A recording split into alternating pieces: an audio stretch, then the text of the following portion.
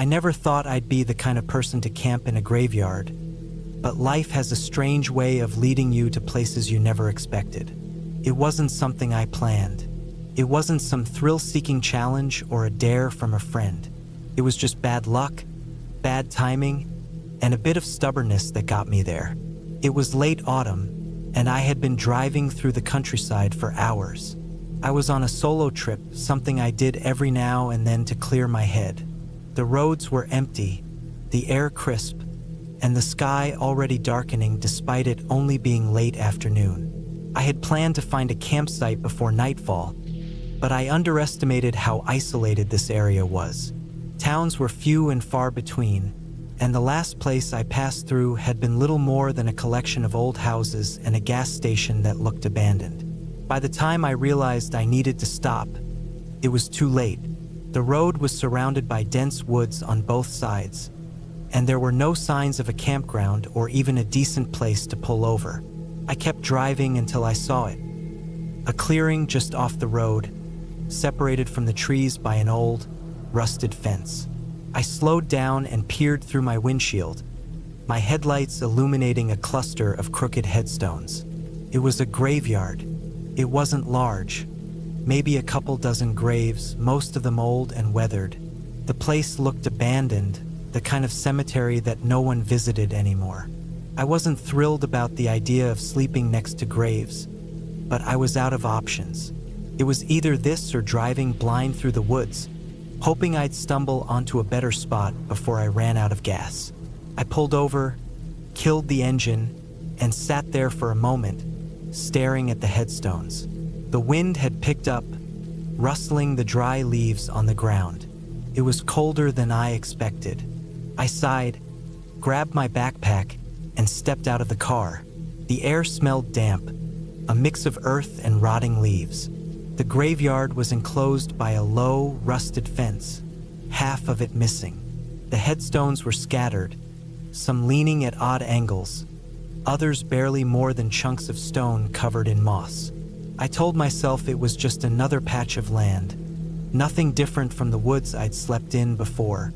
I set up my tent near the far end, away from the headstones, close to the treeline. I built a small fire.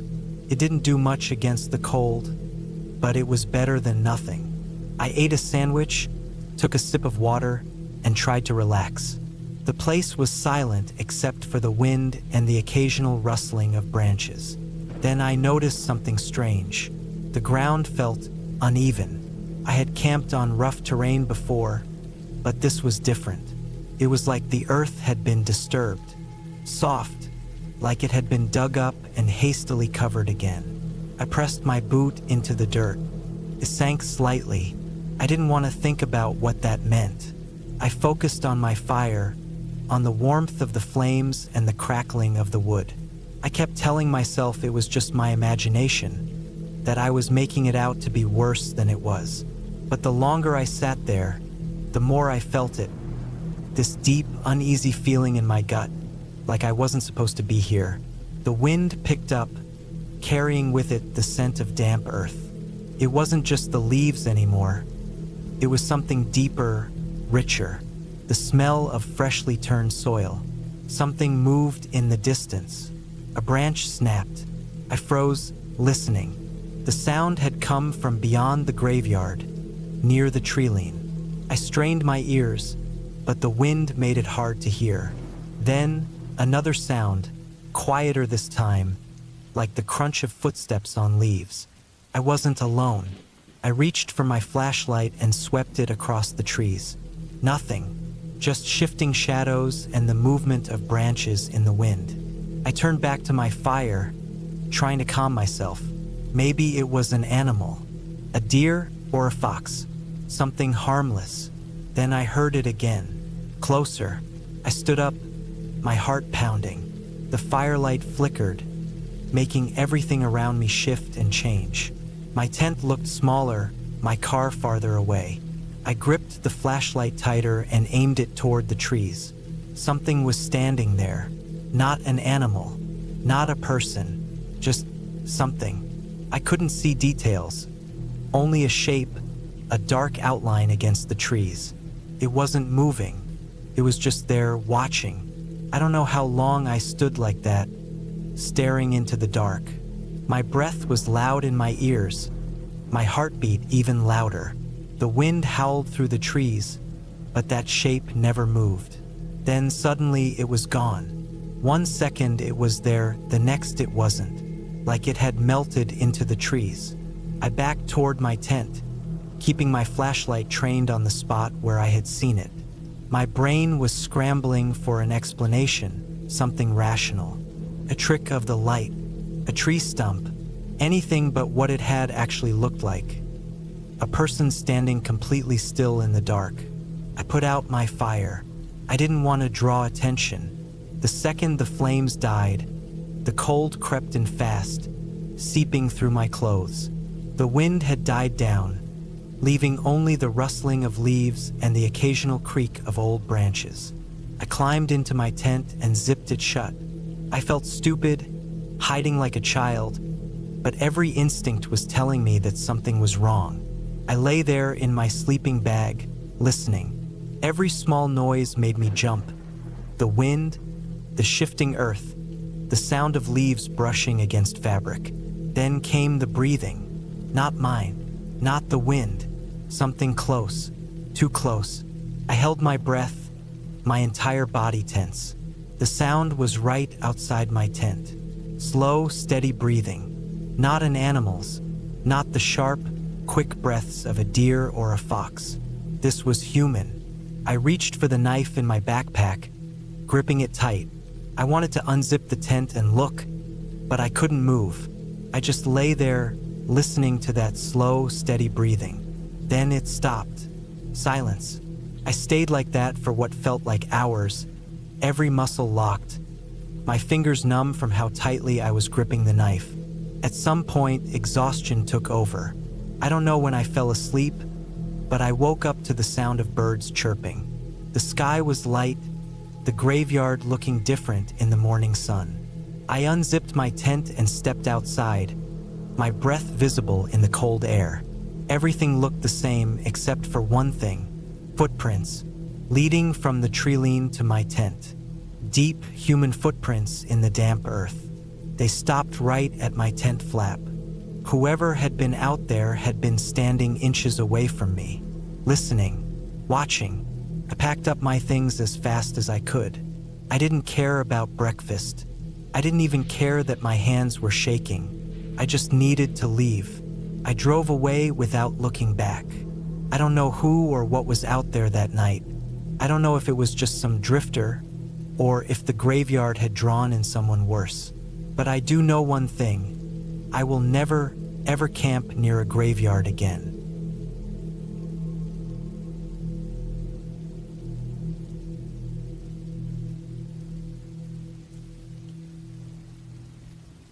The rain had started earlier than expected.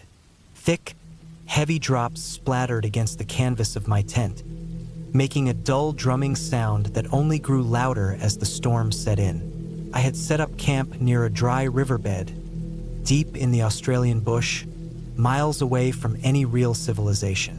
I liked it that way. The isolation gave me peace, a break from the noise of everyday life. The forecast had mentioned light rain, but this was something else. The sky had darkened too quickly, thick clouds blocking out the last of the daylight. My only source of light was the flickering glow of my campfire, but even that was struggling against the wind and moisture in the air. I had spent the evening gathering dry wood, stacking it carefully, but now it all seemed useless. I checked my watch. It was just past 7 p.m., but it felt much later. The air smelled of damp earth and eucalyptus, mixed with the faint metallic scent of wet gear. I pulled my jacket tighter around me, trying to shake off the creeping chill that had settled in as the temperature dropped. My truck was parked a few meters away, partially hidden behind a cluster of low trees. I had driven out here alone, taking the winding dirt road as far as it would go before setting up camp in this clearing. There were no other people around. Not that I had seen, anyway. That was one of the reasons I had chosen this spot. The nearest town was over an hour's drive away, and the only thing surrounding me was bushland stretching in every direction. As the rain picked up, I sat inside my tent, listening. The wind had changed, pushing the storm through the trees with a low, constant howling. I heard the occasional crack of a branch snapping somewhere in the distance, but otherwise, it was just me and the rain. I had camped in worse conditions before, but something about this night felt different. Maybe it was the way the wind carried sounds, or maybe it was just the uneasy feeling that had been creeping over me ever since the sun had set. I told myself it was just my mind playing tricks on me. Out here, with no distractions, the brain had a way of making small noises feel bigger than they really were. I tried to relax, leaning back against my sleeping bag. My flashlight sat beside me, along with my knife, just in case. I always kept it close, not because I expected trouble, but because you never knew what you might run into out here. Wild dogs, snakes, even the occasional wild pig. None of them were things you wanted to deal with unarmed in the middle of the night. The wind shifted again, this time bringing with it a sound that made my skin crawl. It was distant but distinct, something moving through the underbrush. At first, I thought it was the wind shaking the trees, but then I heard it again. Slow, deliberate. I sat up, straining my ears. The rain masked a lot of the noise, but there was no mistaking it now. Something was out there. I grabbed my flashlight and flicked it on, aiming it toward the entrance of my tent. The bright beam cut through the darkness, illuminating the rain as it fell in thick sheets. I hesitated for a second before unzipping the tent and stepping out. The cold hit me immediately, but I ignored it. I scanned the treeline, moving the flashlight slowly back and forth.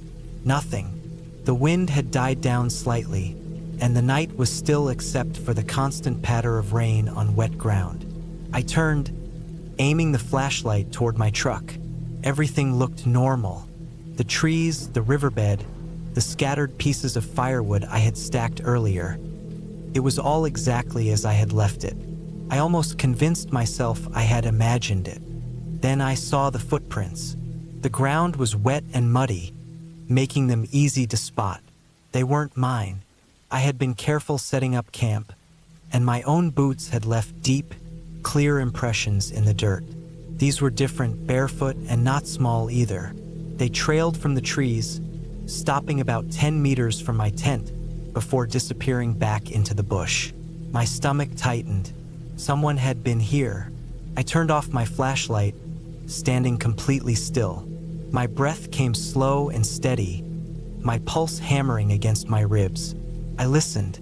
Nothing. The rain had softened, becoming more of a steady drizzle than a downpour. The night was quiet, but not in a peaceful way. It was the kind of quiet that felt unnatural, like the whole forest was holding its breath. I moved back toward my tent, stepping carefully to avoid making too much noise. The footprints weren't old. The rain hadn't washed them away yet, which meant whoever had made them had been here recently, possibly minutes ago. I crouched low, scanning the area again. The trees were dense, their twisted branches reaching out like skeletal hands in the dim light. Beyond them, the bush stretched for miles, an endless maze of shadows and movement. I felt exposed. If someone was watching me, I wouldn't see them until they wanted me to. I reached into my tent and grabbed my knife, flipping it open with a quiet click. I didn't plan on using it, but having it in my hand made me feel a little less vulnerable. My truck was the safest place to be right now. If I needed to leave in a hurry, at least I'd have an escape. I moved quickly, reaching the driver's side and yanking the door open. I slid inside, locking the doors behind me. The inside of the truck was cold, the windows fogging slightly from my breath. I kept the knife in my lap, one hand gripping the handle tightly. I sat there waiting, watching. The rain continued. The footprints had been close, too close. That meant someone had walked right up to my camp, stopped just short of my tent, and then left without making a sound. No flashlight, no spoken words, nothing. Why? The thought sent a fresh wave of unease through me. I reached for the keys, shoving them into the ignition. The engine roared to life, cutting through the silence like a gunshot. I flicked on the headlights, the bright beams lighting up the trees ahead. That's when I saw him, a man standing just beyond the tree line. He was barefoot, his clothes soaked through from the rain. His face was obscured by the shadows, but I could see his eyes, wide and unblinking. He didn't move. My heart slammed against my ribs. I threw the truck into reverse, the tires spinning slightly in the mud before catching. I backed up, turning the wheel sharply, my headlights swinging away from the trees. By the time I looked back, the man was gone. I didn't waste any more time. I floored the gas, my tires kicking up mud and gravel as I sped away from the campsite. The rain blurred the windshield, but I didn't care. I kept going, not looking back. I didn't stop until I was back on the main road, my hands still gripping the wheel too tightly. The rain had eased, turning into a soft drizzle as I drove, but the feeling in my gut hadn't faded. I didn't know who that man was. I didn't want to know. All I knew was that I wouldn't be camping out there again.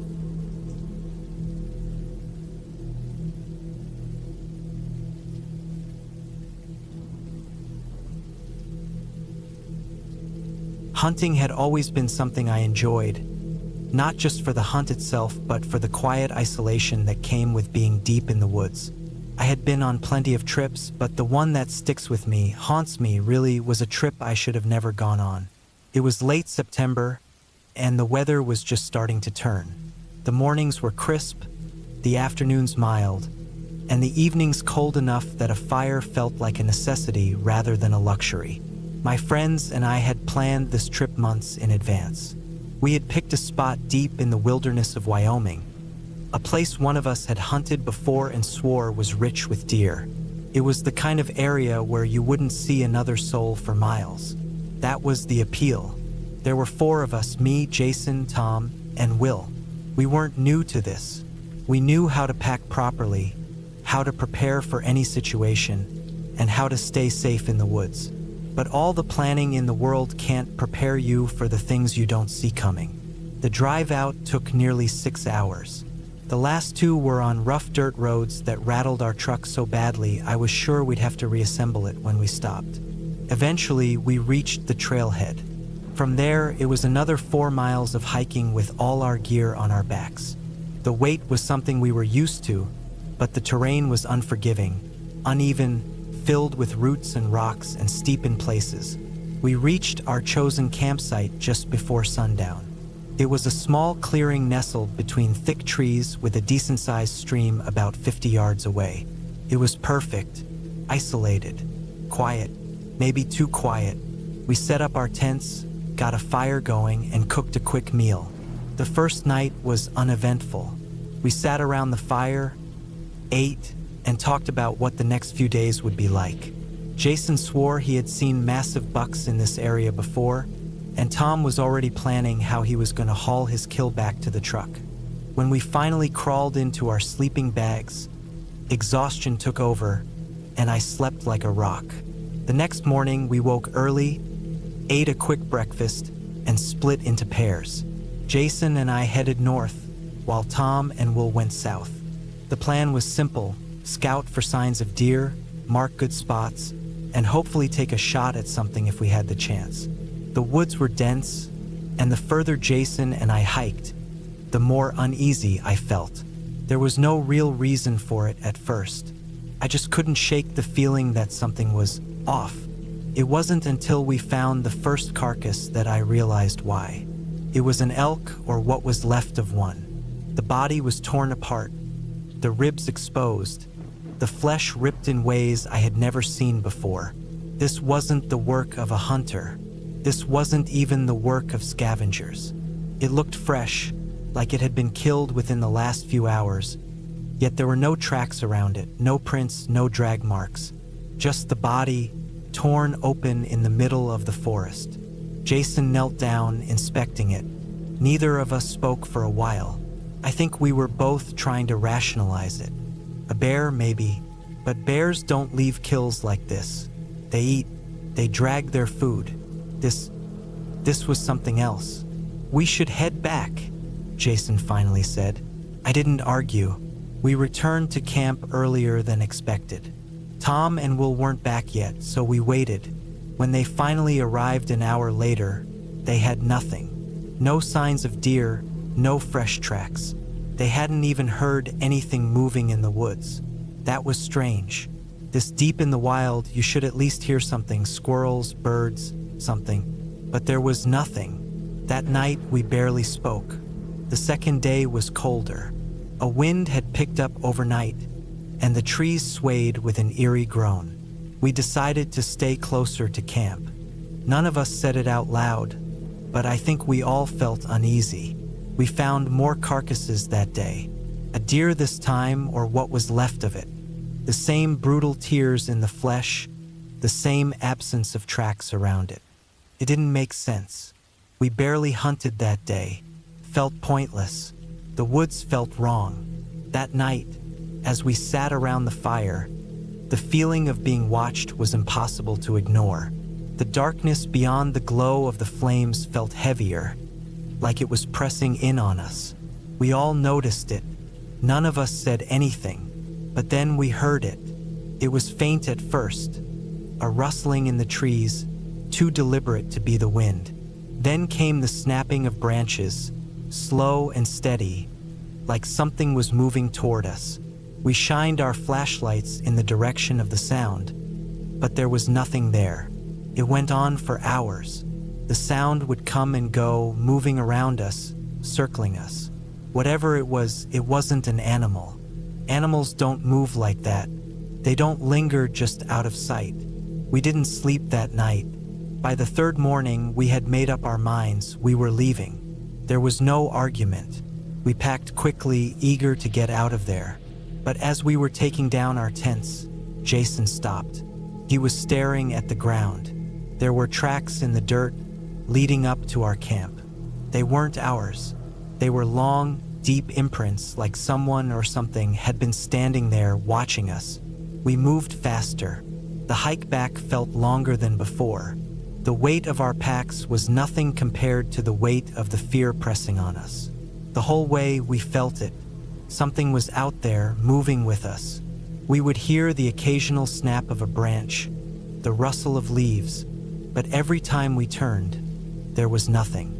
By the time we reached the truck, it was nearly dark. We threw our gear in the back and sped out of there, not stopping until we were miles away. None of us spoke for a long time. Then Jason broke the silence. We're never coming back here. No one disagreed. I don't know what was out there. Maybe it was just paranoia. Maybe it was something real. But I know one thing, those woods weren't empty. Something was out there with us. And I don't ever want to know what it was.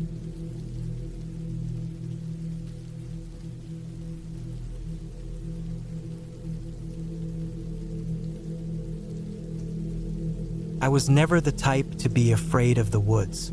I grew up around them, spent my childhood exploring the dense trees behind my house, and later took up hunting and camping as hobbies. The solitude never bothered me. In fact, I liked it. It was a break from the noise of everyday life. But that trip, the one I took alone in the summer of 2018, changed the way I looked at being alone in the wild. I had planned a 4-day camping trip deep in the woods of northern Minnesota. I chose a remote spot, far from any marked trails, a place I had found on a map years ago but had never gotten around to visiting. I wanted to be completely off the grid. No cell service, no people, just me and the wilderness. I packed light, tent, sleeping bag, enough food to last, a rifle for protection, and a knife that never left my belt. The first day went as planned. I hiked about 10 miles from where I had parked my truck, following an old logging road until it disappeared into the thick undergrowth.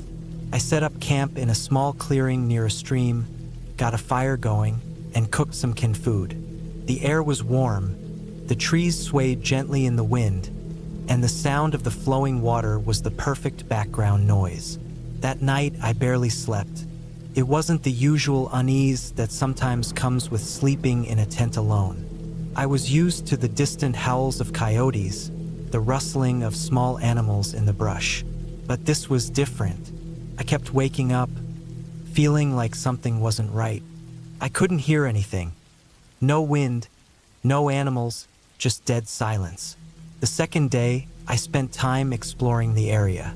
I followed the stream for a few miles, noting animal tracks and enjoying the quiet. Around midday, I stumbled upon something that made my stomach drop. A makeshift campsite, long abandoned, but still showing signs that someone had been there not too long ago. There were remnants of a fire, a torn sleeping bag, and the strangest part, bones. Small animal bones, scattered around like they had been picked clean. I've seen animal remains in the wild before, but this looked deliberate, almost arranged. Something felt off, but I convinced myself it was nothing. Maybe a hunter had camped there. Maybe the bones were just from a predator's kill. I moved on, telling myself I was just overthinking. That night, I woke up again. This time, I knew I wasn't imagining things. There were footsteps outside my tent. Slow, deliberate. Not an animal. Animals don't move like that. I reached for my rifle, my heart pounding. The footsteps stopped. I stayed completely still, listening, barely breathing. Minutes passed. Then the sound of twigs snapping, getting farther away. I didn't sleep the rest of the night. At first light, I packed up and moved camp a few miles away, deeper into the woods. Maybe it was a coincidence, maybe another camper passing through, but I wasn't taking chances. I made sure to leave no signs of my new campsite. No fire, no food left out, nothing that would attract attention. The third night was the worst. I had forced myself to rest, exhausted from the lack of sleep. I don't know how long I was out before I woke up to the unmistakable feeling that I wasn't alone. I stayed perfectly still, gripping my knife. Then the sound of my tent zipper moving. I bolted upright, yanking the zipper down from the inside, rifle in hand. The air outside was empty. No movement, no sounds. My heart was pounding so hard it felt like it would burst out of my chest. I shined my flashlight around. That's when I saw it. A figure, standing just beyond the light's reach. I couldn't make out details, just the outline of a person, tall, unmoving. They weren't running, weren't approaching, just standing there, watching. I didn't move. My mind was racing with what to do. Should I call out? Fire a warning shot? My hands were gripping the rifle so tightly they hurt.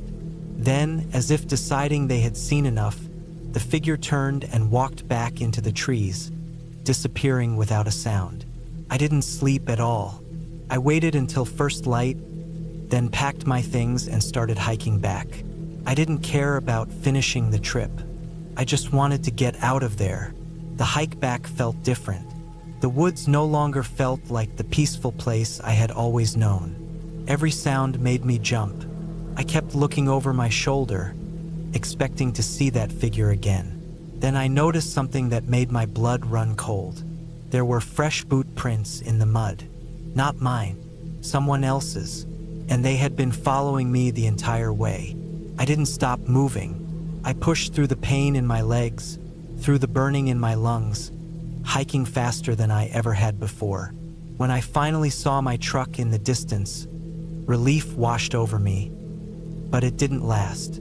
The driver's side door was open. I knew I had locked it. I approached carefully, my rifle ready.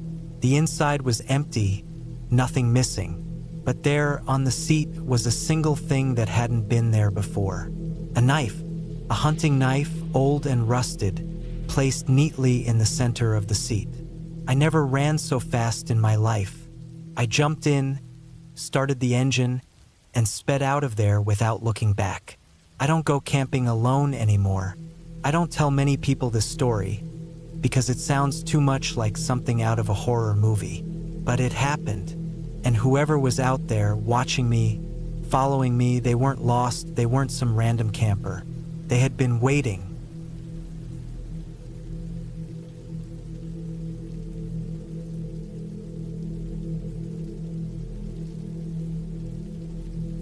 I remember the first time I went camping alone in France. It was the summer of 2016, and I had just turned 27. I had been working nonstop at a desk job, staring at a screen for hours every day, and I needed to escape. I didn't have anyone to go with me. Most of my friends were busy, and I had broken up with my girlfriend a few months earlier. I thought it would be a good idea to take a break, get some fresh air, and just be out in nature for a while. I had planned a 3-day camping trip deep in the woods near a small town called Foy, in the south of France. It wasn't a big tourist area, and that's exactly what I wanted. A quiet, isolated spot where I wouldn't have to deal with crowds. Just me, my tent, and nature. I packed my gear, loaded my backpack with food and water, and drove out there. The drive took about 6 hours from where I lived. As I got closer to my destination, the roads became narrower and more winding, cutting through thick forests and steep hills. Eventually, I reached a small dirt road that led into the woods. I parked my car on the side, grabbed my backpack, and started hiking. The trail was peaceful. Birds chirped above me, the wind rustled through the leaves, and I could hear a small stream running nearby. The air smelled fresh, like damp earth and pine trees. I felt relaxed as I walked deeper into the woods, my boots crunching against the dirt path. After about 2 hours of hiking, I found a clearing that seemed perfect.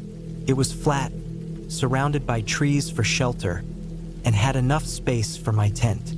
A small, shallow stream ran nearby, so I had access to water. It was perfect. I set up my tent, unpacked my gear, and made a small fire. As the sun started setting, I sat down on a log and ate some canned food. The woods became quieter as darkness crept in. The occasional hoot of an owl and the distant rustling of animals moving through the underbrush were the only sounds. I felt at ease. The first night passed without any issues. I slept well, waking up only once to the sound of a distant howl, probably a fox. When morning came, I made some instant coffee on my small camping stove, ate breakfast, and spent the day exploring.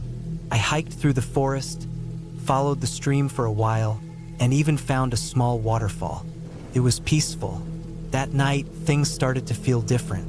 As I sat by the fire, eating another simple meal, I got the feeling that I wasn't alone. It wasn't a noise that made me feel that way, just an odd, creeping sensation, like someone was watching me.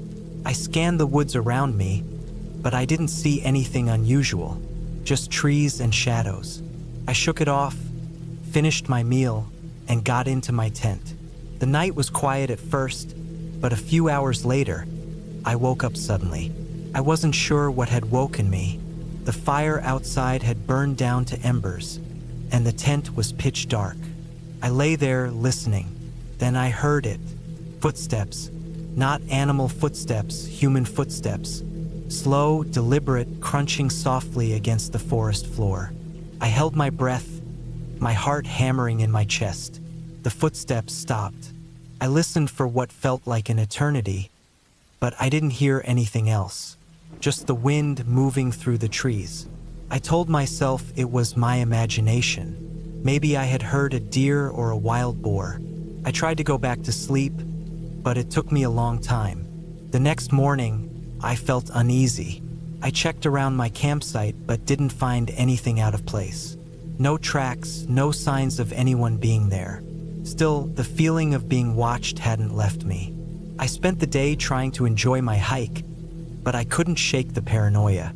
Every time I turned a corner or walked through a dense part of the forest, I expected to see someone standing there, but there was never anyone. That night, I made sure to keep my fire going for as long as I could. I sat by it for hours, staring into the darkness beyond the trees. But I didn't see anything. Eventually, I forced myself to get some sleep. At around 3 in the morning, I woke up again. This time, there was no mistaking it. The footsteps were back, closer. I could hear them circling my tent. I stayed perfectly still, barely even breathing. Then, A sound that made my blood run cold, slow, deliberate breathing, right outside my tent. Someone was standing there, listening. I didn't move. I didn't make a sound. I just lay there, heart pounding in my ears. The breathing continued for what felt like minutes. Then, without warning, it stopped. The footsteps moved away, fading into the forest. I didn't sleep the rest of the night. When the sun came up, I unzipped my tent and stepped outside, feeling exposed and vulnerable. The fire had burned out, leaving only cold ash. I checked the ground around my campsite, and my stomach dropped. There were footprints, large, unmistakably human footprints circling my tent. I packed up my gear as fast as I could.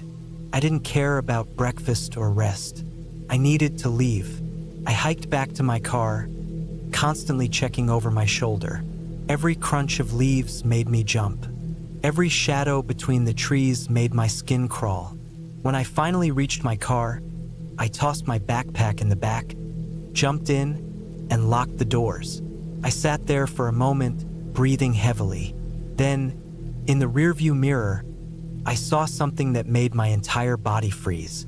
A man, standing at the edge of the woods, watching me. He was tall, with an unkempt beard, wearing old, tattered clothes. His face was pale, his eyes dark, and he was smiling. A slow, eerie smile. I didn't wait. I started the car and sped down the dirt road, not stopping until I reached the nearest town. I checked into a small motel for the night, but I barely slept. I never went camping alone again, and I never forgot the way that man smiled at me, like he knew something I didn't, like he had been waiting for me to leave, like it had been a game to him, a game that almost ended differently.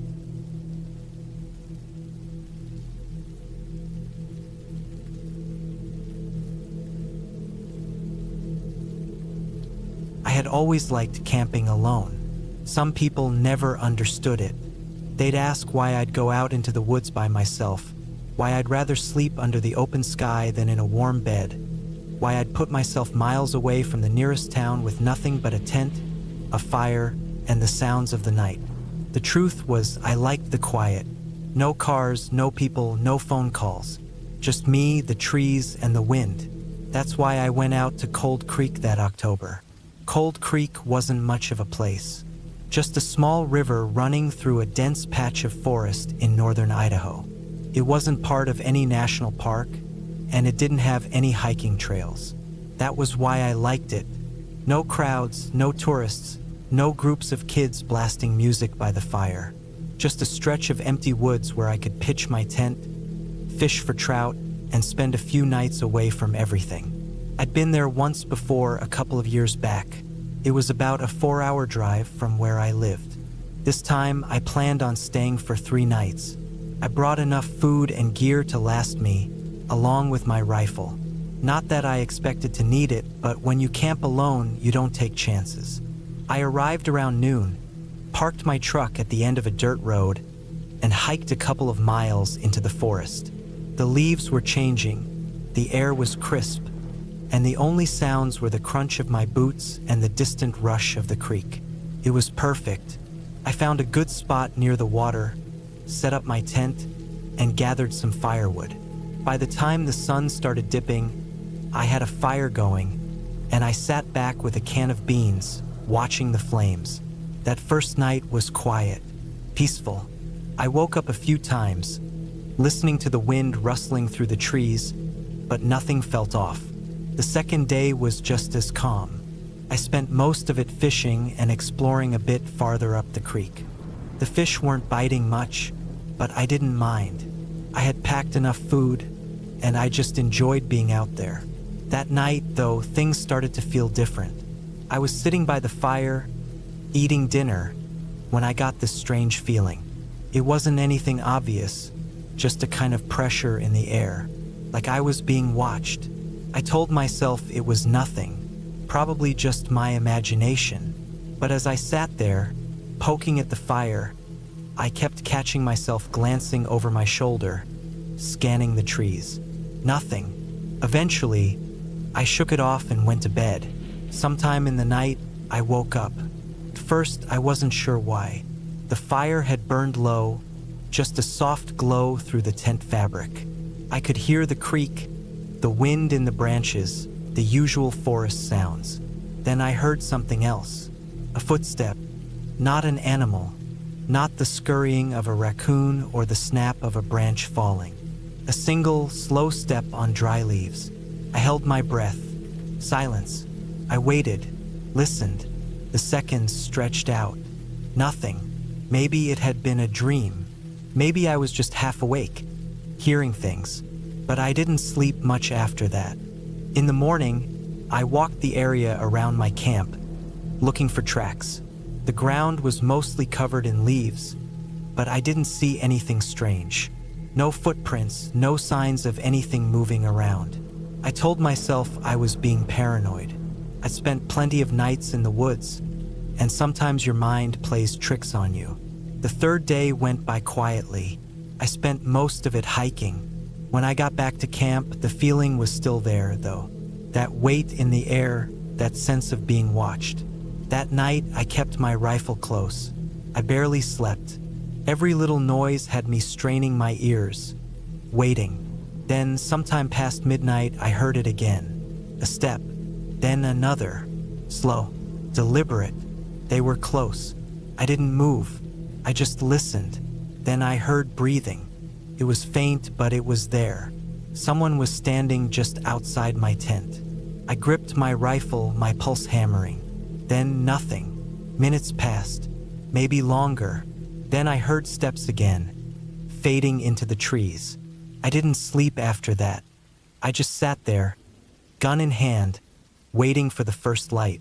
As soon as the sun came up, I packed my gear. I didn't even eat breakfast. I just wanted to get out of there. The hike back to my truck felt longer than before. I kept looking over my shoulder, listening. When I reached my truck, I threw my pack in the back and locked the doors as soon as I got in. The drive home was quiet. I didn't see another car until I hit the highway. I told myself I'd never go back to Cold Creek. But a few days later, something was still bothering me. I checked the news for any reports from that area. Nothing. No missing hikers, no strange sightings, nothing at all. Then I thought about the last time I'd camped there, a few years back. Had I felt something then? A little unease? A sense of being watched? Couldn't remember, but I wondered if I had just ignored it. And I wondered if anyone else had.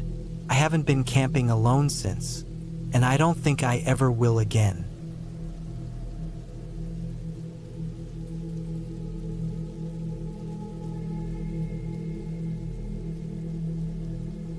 I have never been the kind of person to get scared easily. I've spent years camping, hiking, and hunting in the wilderness. I know how to handle myself in the woods, and I know what's normal and what isn't. But this one trip, changed everything for me. I still think about it sometimes when I'm alone at night, and it still makes my stomach turn. It happened back in 2015. I had taken some time off work and decided to go on a solo camping trip for a few days. It wasn't my first time going alone. I had done it before plenty of times, and honestly, I enjoyed the peace and quiet. I packed my truck with all the gear I'd need: tent, sleeping bag, food, rifle, everything. The plan was to head to a remote spot in the mountains, a place I had camped at a couple of times before. It was deep in the forest, away from the usual hiking trails, and far from any main roads. That's exactly why I liked it. No people, no noise, just me and the wilderness. I left early in the morning and drove for about 5 hours. The last stretch of the drive was on an old dirt road, barely wide enough for my truck. Trees lined both sides of the road, tall and thick, making it feel like I was driving through a tunnel of green. I hadn't seen another car for over an hour, which wasn't unusual. Most people didn't come out this way. That was part of the appeal. When I finally reached the spot, I pulled off the road and parked. From there, it was about a 30-minute hike to where I wanted to set up camp. I took my time, enjoying the crisp mountain air and the quiet rustling of the trees. The trail was barely a trail at all, just a narrow path made by animals, winding through the thick woods. By the time I reached my campsite, the sun was starting to dip lower in the sky. I set up my tent in a small clearing, right next to a little stream. It was perfect. The water was cold and clean, the ground was flat, and the trees provided plenty of cover. I started a fire, cooked some food, and settled in for the night. The first night was uneventful. I heard the usual sounds of the forest, crickets, the occasional hoot of an owl, the rustling of small animals in the brush. I slept fine. But the second night was different. I had spent most of the day hiking further into the woods, just exploring. I found some fresh deer tracks, spotted a few rabbits, and even saw a black bear in the distance. By the time I made it back to my camp, the sun was already setting. I started another fire, ate dinner, and sat by the flames for a while, just enjoying the silence. And then I heard it, a branch snapping. Now that doesn't sound like much. Could have been anything. A deer, a raccoon, even just the wind. But something about it made me pause.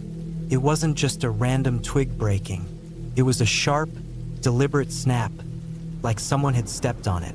I turned my head, scanning the trees. It was getting dark, and the firelight only reached so far. Beyond that, the forest was just a black wall of shadows. I listened, waiting for another sound. For a long time, there was nothing, just the crackling of the fire and the chirping of insects. Then, another snap, closer this time. I stood up, reaching for my rifle.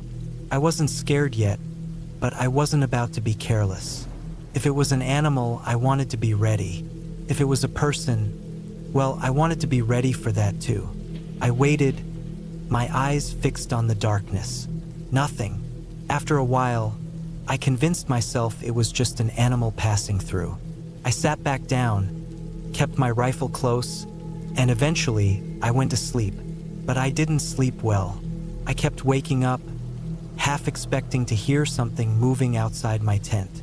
Every little sound made my heart pound.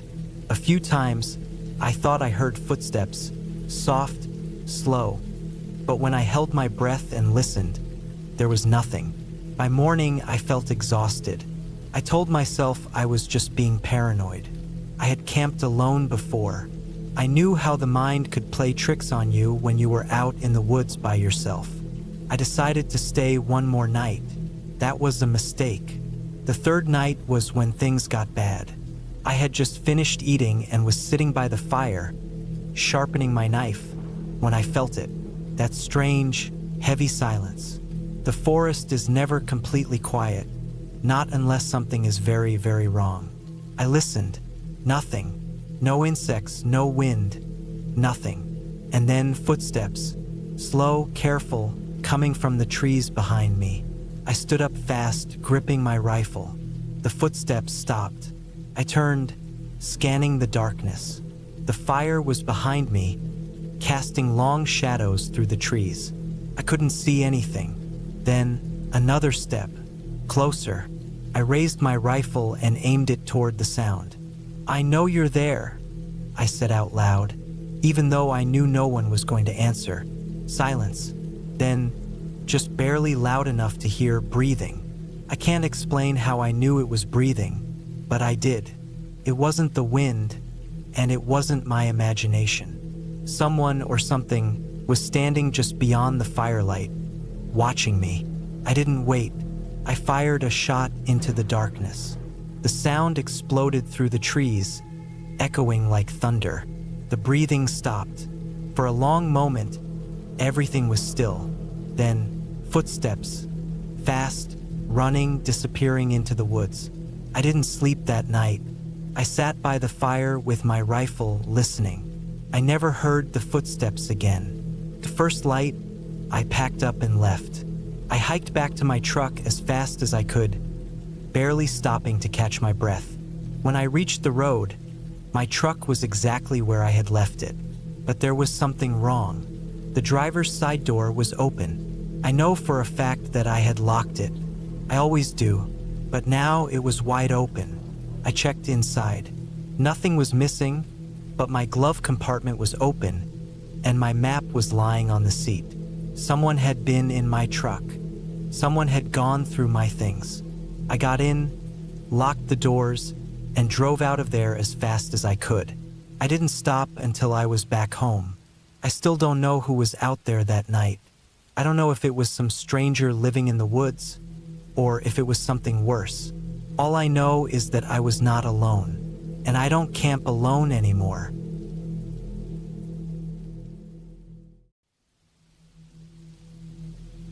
I had always liked camping alone. There was something peaceful about being in the middle of nowhere, away from the noise of the city. I was never the kind of person who needed company to enjoy himself. I had been camping since I was a teenager, and over the years, I had learned how to handle myself in the wild. This trip wasn't anything special, just a few days in the woods.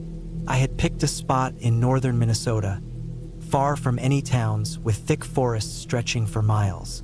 It was early October, and the weather was cool but not too cold. The leaves had already turned, covering the ground in bright reds and oranges. I packed light, just the basics. A small tent, my sleeping bag, enough food and water for a few days, and my hunting rifle. I didn't plan to hunt, but I always carried a rifle when camping alone. I had run into bears a few times in the past, and I wasn't going to take any chances. I drove as far as I could on the dirt roads, then parked my truck at a small clearing. From there, I hiked about 5 miles into the woods, deep enough that I wouldn't see another person. That was exactly what I wanted. I found a good spot near a small stream, set up my tent, and got a fire going. The first day was perfect. I walked through the woods, explored a little, and sat by the fire as the sun went down. The night was quiet, just the sound of crickets and the wind in the trees. The second day, things started to feel off. I woke up early, made some coffee, and decided to hike further into the woods. I wasn't following a trail, just picking a direction and going. I had my GPS and a compass, so I wasn't worried about getting lost. About 2 hours in, I noticed something strange. The forest was too quiet. No birds, no rustling in the bushes, just silence. At first, I thought maybe there was a predator nearby. Sometimes, when a bear or a mountain lion is around, the smaller animals go silent. But I didn't see any tracks, no signs that anything had passed through. I kept walking. Another 30 minutes, and I found something even stranger. A small clearing with an old, abandoned campsite. There was a tent, but it had collapsed. The fabric was torn, and the poles were broken. A few feet away, there was a pile of firewood that looked like it had never been used. There were some empty cans of food scattered around, but they weren't old enough to be rusted. Someone had been here, but not long ago. I checked the tent, but there was nothing inside, just a sleeping bag, half-zipped, like someone had left in a hurry. No backpack, no clothes, nothing personal. I stood there for a while, trying to make sense of it. Maybe a hunter? Maybe someone camping illegally? But why leave so suddenly? I didn't like the feeling I was getting, so I decided to head back to my camp. The uneasy feeling stayed with me the whole way. The forest was still quiet, and I felt like I was being watched. When I got back, the sun was already low. I added more wood to the fire, trying to shake the feeling. It was just an old campsite, nothing to worry about. That night, I woke up to a sound. It was faint but close, a soft crunching, like footsteps on dry leaves. I lay still, listening. It wasn't an animal.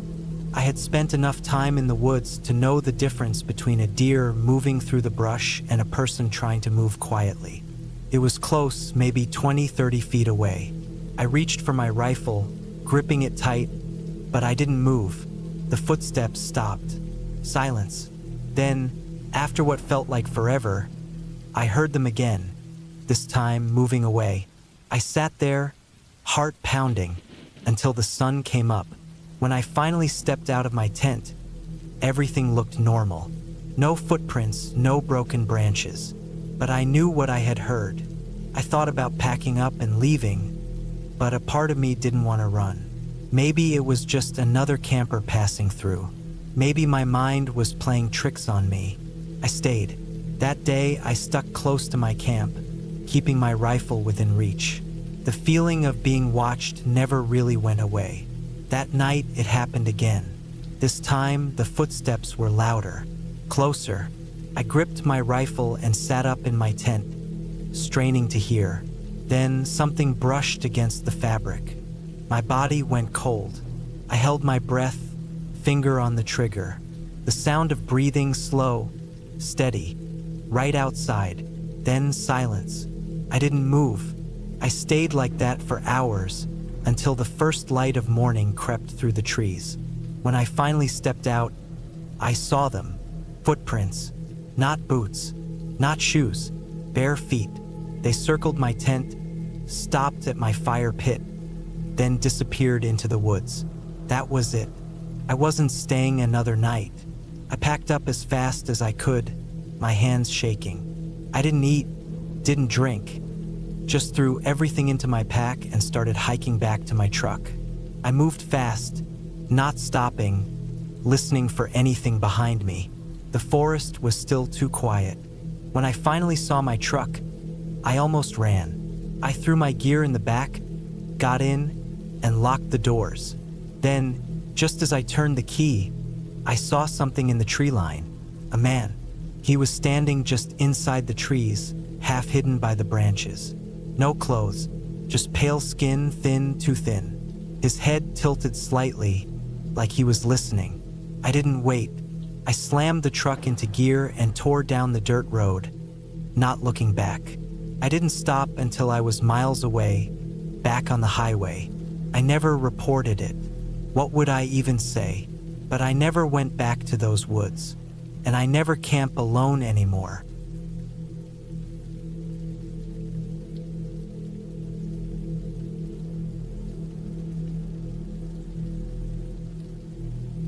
I had been hunting for years, but this trip was supposed to be different.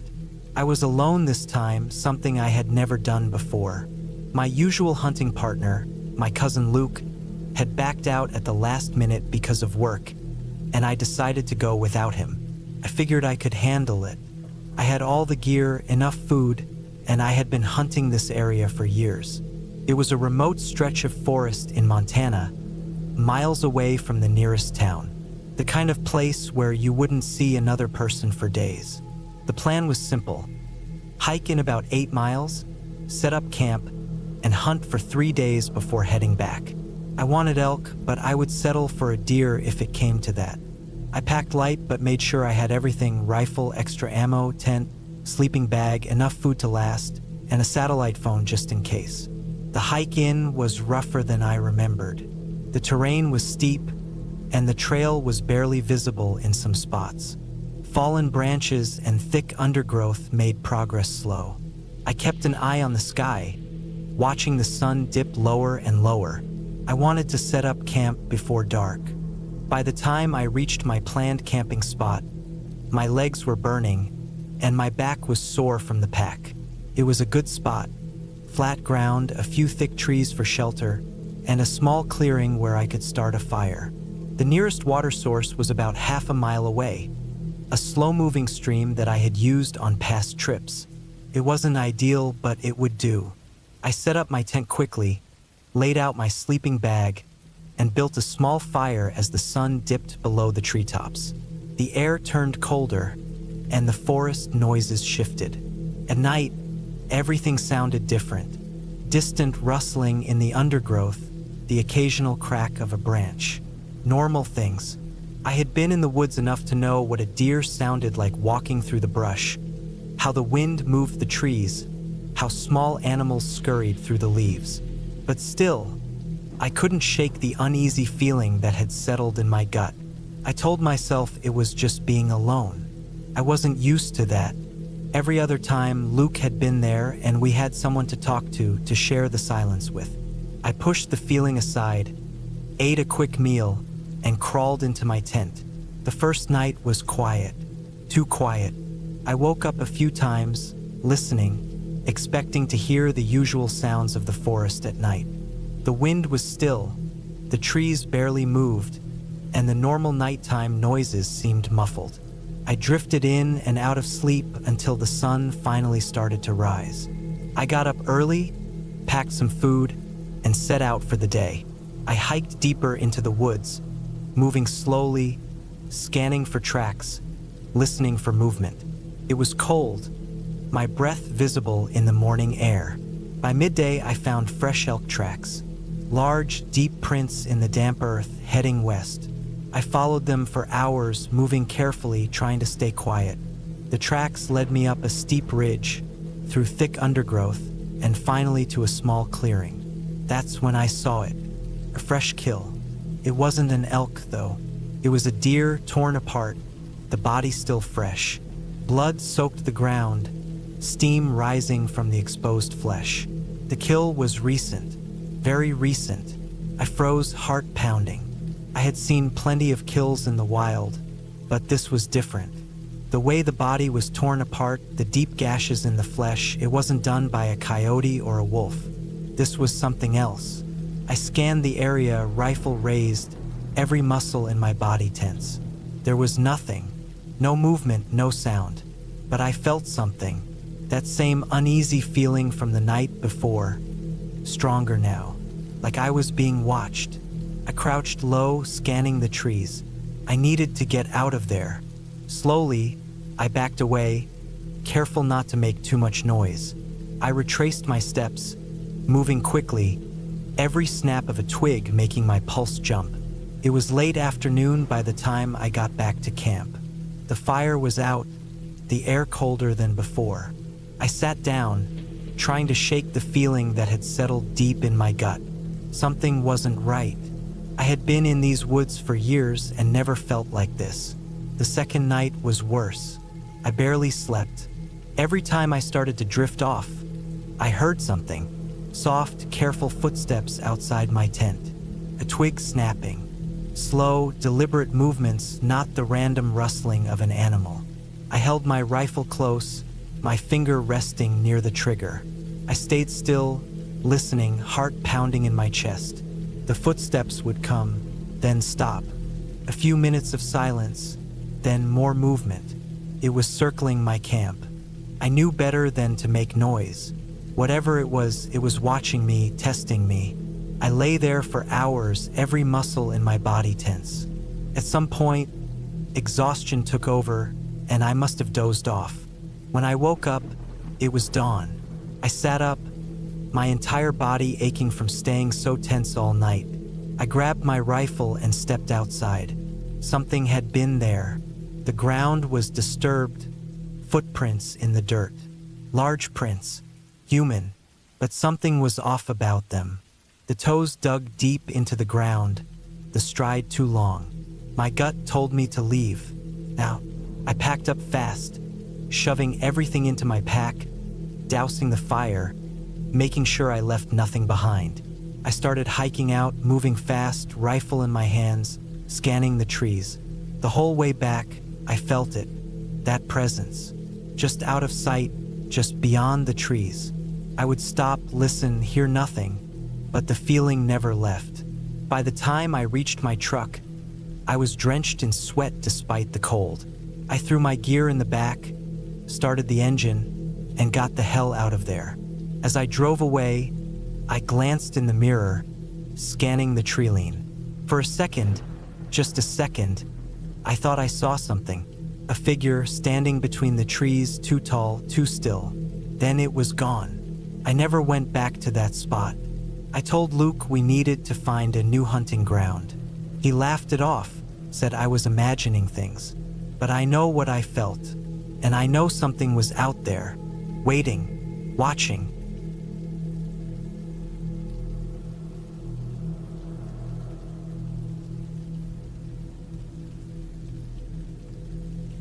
It had been almost a year since I lost my wife. She had been my world, my reason to get up in the morning, my anchor. After she was gone, I struggled to find any meaning in the day-to-day grind.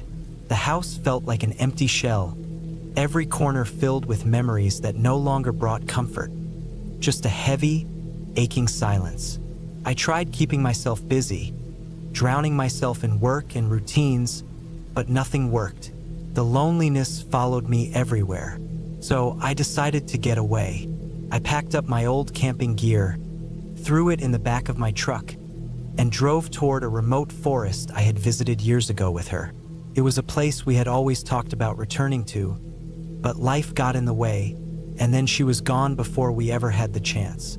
The drive was long, stretching across empty highways and winding back roads. The farther I got from the city, the more I felt the weight in my chest lessen. There was something about being out in the middle of nowhere that made my grief feel a little less suffocating.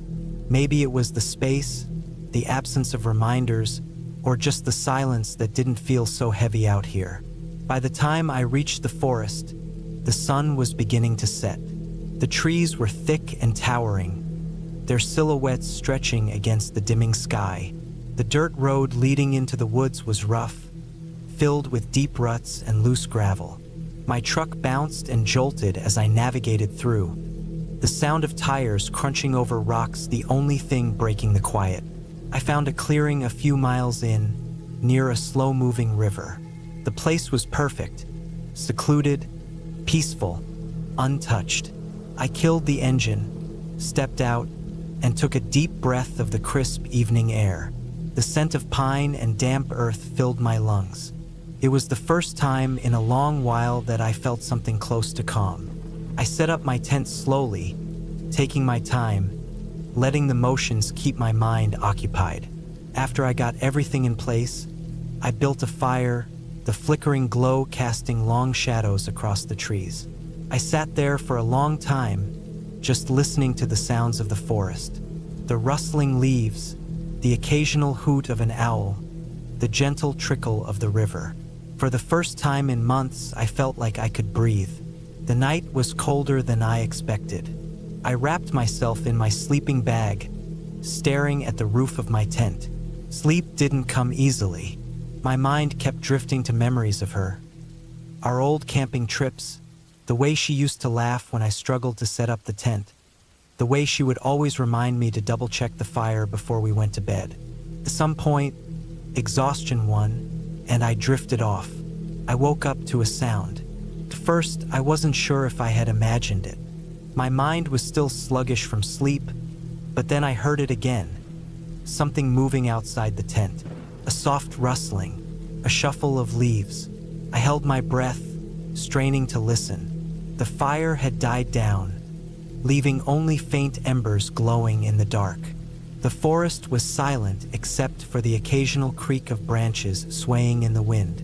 Then, another sound, closer this time, a slow, deliberate crunch of footsteps on dry leaves. I felt a chill crawl up my spine.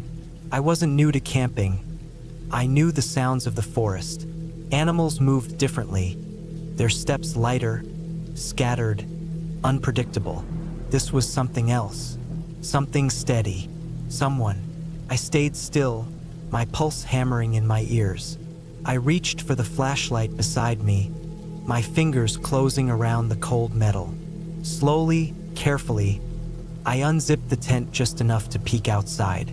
The dim moonlight filtered through the trees, casting pale silver over the clearing. The embers of the fire barely glowed, offering almost no light. I swept the flashlight across the darkness. The beam cut through the shadows, illuminating the trunks of trees, the uneven ground, the edges of the river beyond. Nothing. I exhaled slowly, trying to calm myself. Maybe it was just my imagination. Maybe I had been dreaming, and the lingering haze of sleep was making me paranoid. I was about to zip the tent back up when I saw it. A figure just at the edge of the trees, standing still, watching. The light barely caught them. Just a glimpse of movement, a vague outline against the dark. My stomach clenched. My grip tightened on the flashlight. Then they were gone. No sound, no movement, just gone. I stayed frozen for a long time, my mind racing. Every instinct screamed at me to pack up and leave, but I forced myself to think logically. Maybe it was another camper, a hiker who got lost, someone passing through. But why wouldn't they say anything? Why just stand there? I kept the flashlight in my hand, my other hand gripping the small hunting knife I had brought with me. I stayed awake for hours, listening, waiting, but the forest was silent again. Eventually, exhaustion took over, and I must have dozed off.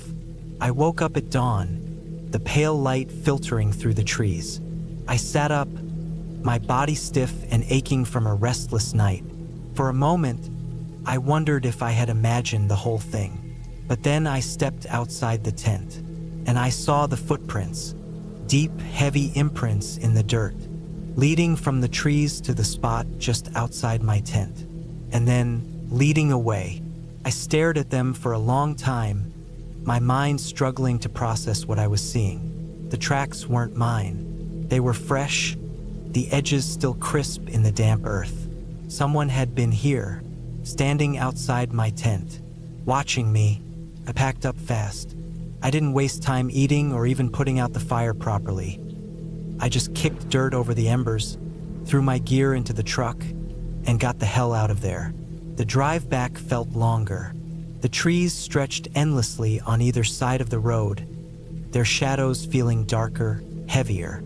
Every so often, I found myself glancing in the rearview mirror, half expecting to see someone standing in the road behind me. I didn't stop until I was miles away, back on the main highway. The weight in my chest had returned, but it wasn't the same grief I had carried before. This was something else, something colder. I still don't know who or what was out there that night. I don't know why they were watching me or what would have happened if I had stayed another night. I haven't been camping since.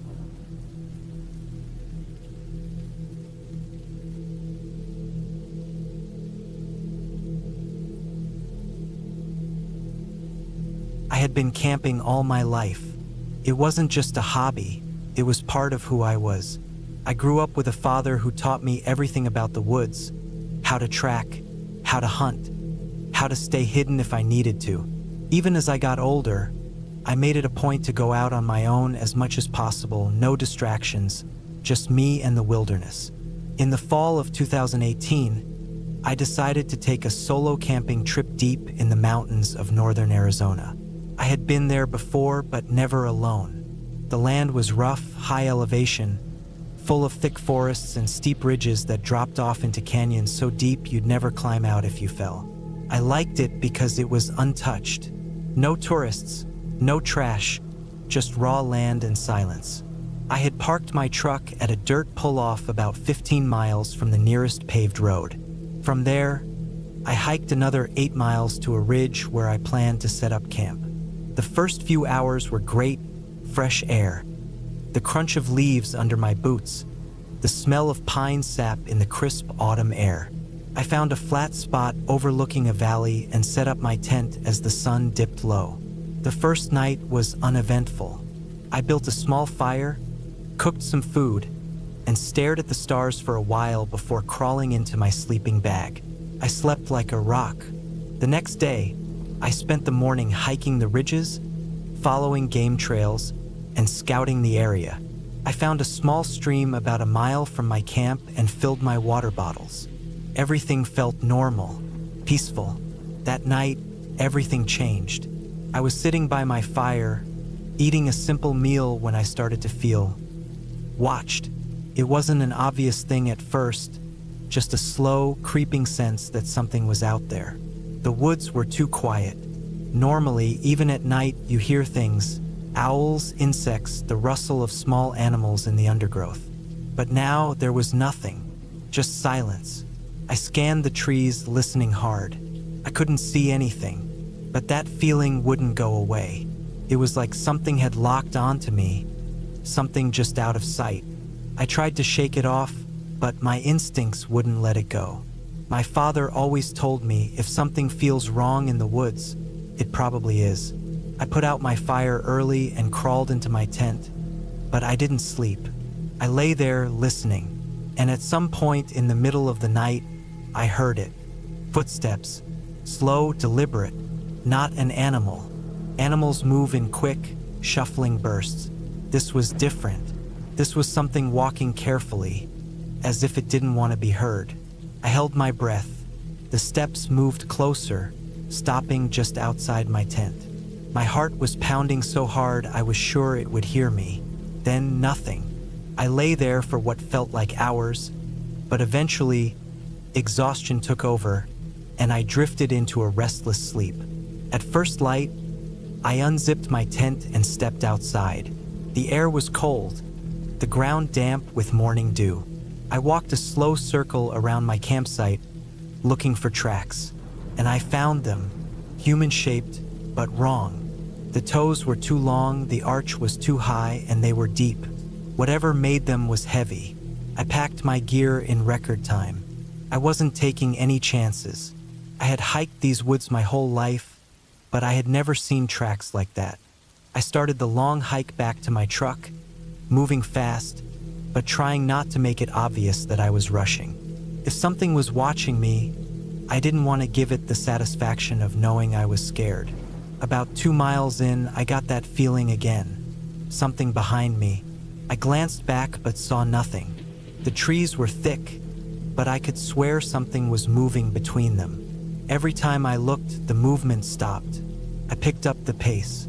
Another mile in, I caught a smell in the air. Rot, like old, spoiled meat left out in the sun. The kind of smell that makes your stomach turn. That's when I heard the sound. A voice. It was distant at first, almost like an echo. But as it got closer, I realized it wasn't quite right. It sounded human, but just barely. Like someone trying to mimic speech, but not understanding how it really worked. Called my name. I froze. I hadn't seen another person in 2 days. No one knew I was out here. My blood turned ice cold. I forced myself to move, every instinct screaming at me to get out of there. I kept my rifle ready, my finger near the trigger.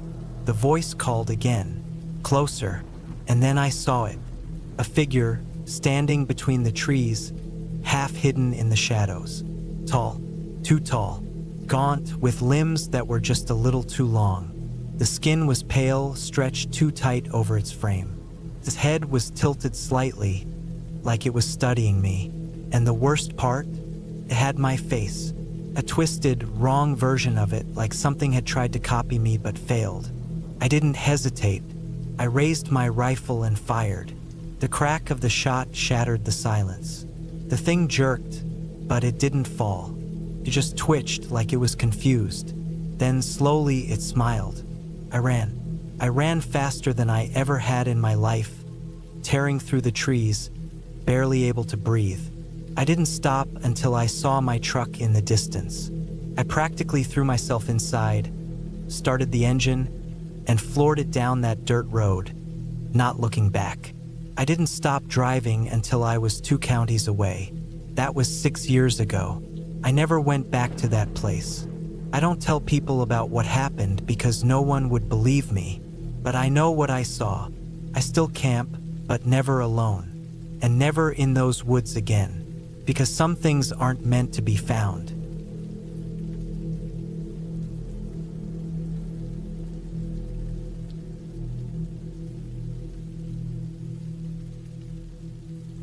I don't know why I thought it was a good idea to go camping that weekend. Maybe I just wanted to clear my head, or maybe I wanted to prove something to myself.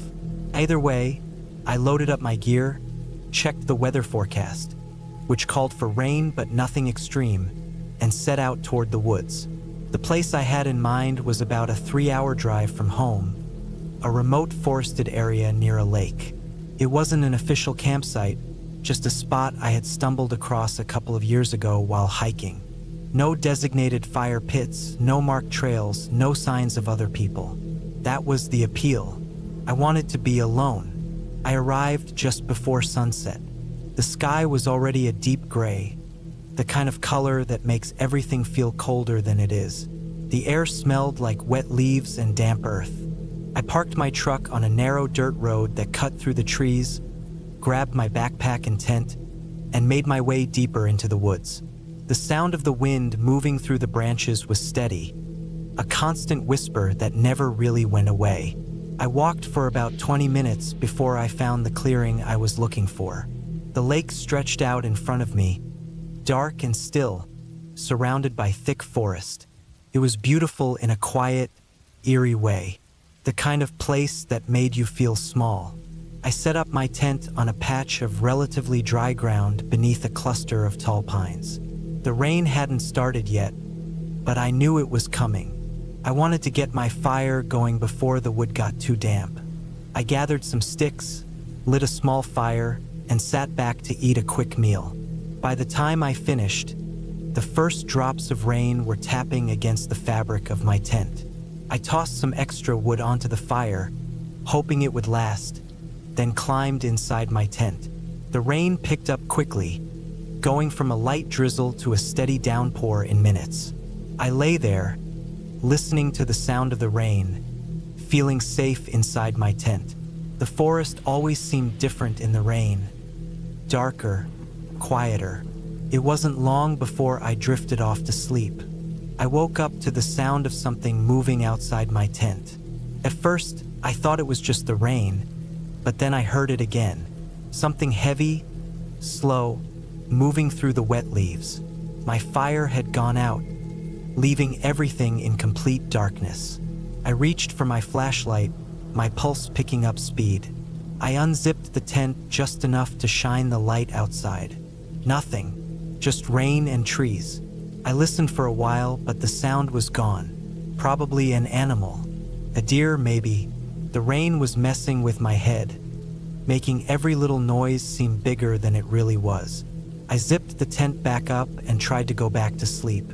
The next morning, the rain had let up a little, but the ground was completely soaked. Mud pooled around my tent.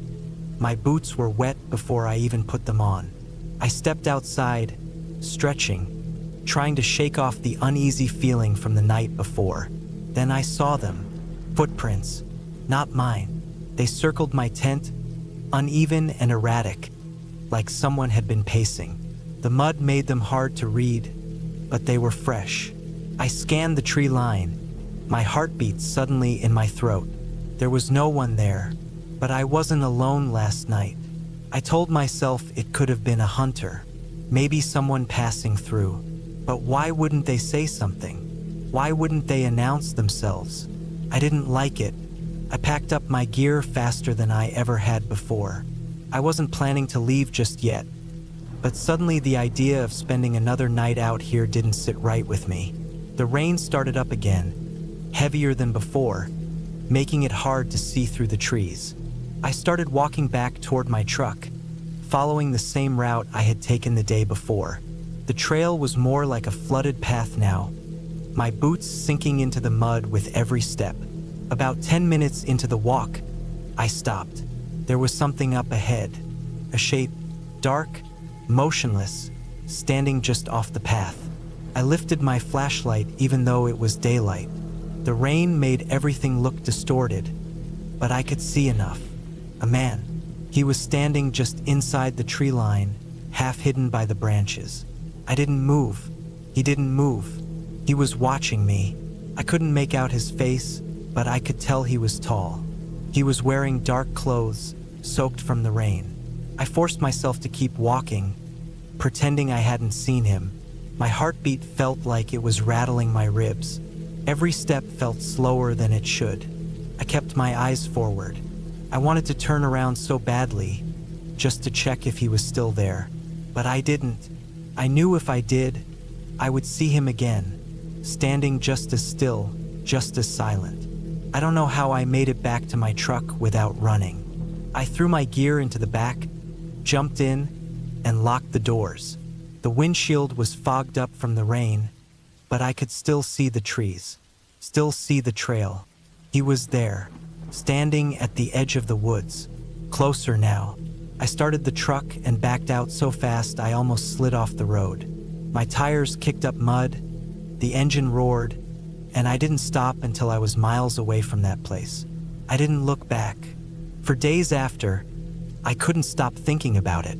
The footprints, the man, the way he just stood there watching. I don't know who he was or what he wanted, but I know one thing for sure.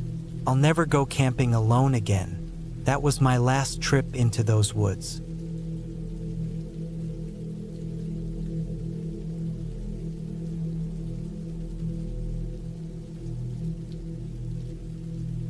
I always liked camping alone. There was something about being out in the middle of nowhere, away from all the noise of the city, that made me feel like I could breathe again. No emails, no traffic, no one bothering me. Just the quiet hum of nature and the steady crackle of a fire. This trip was supposed to be no different. It was early autumn, and the air was cool but not freezing yet. The leaves had started turning, and I figured it would be my last solo trip before winter set in. I had picked a spot deep in the Appalachian woods, far enough from any main trails that I wouldn't run into other campers. It was an area I had visited before, a place I trusted.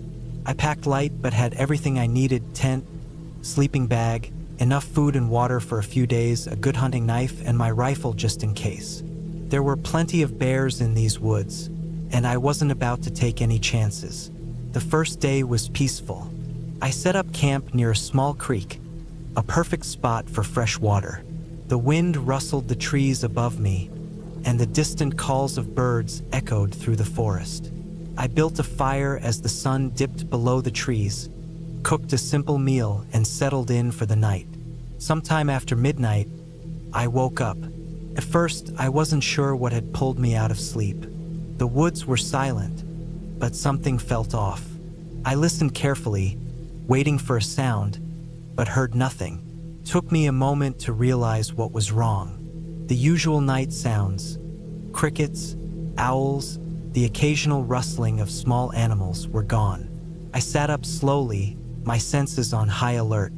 I reached for my flashlight and flicked it on, scanning the area outside my tent. The trees cast long shadows, and the fire had burned down to just embers. Everything looked normal. Still, I couldn't shake the feeling that something was watching me. I unzipped my tent just enough to peek outside, my rifle within reach. The air was still.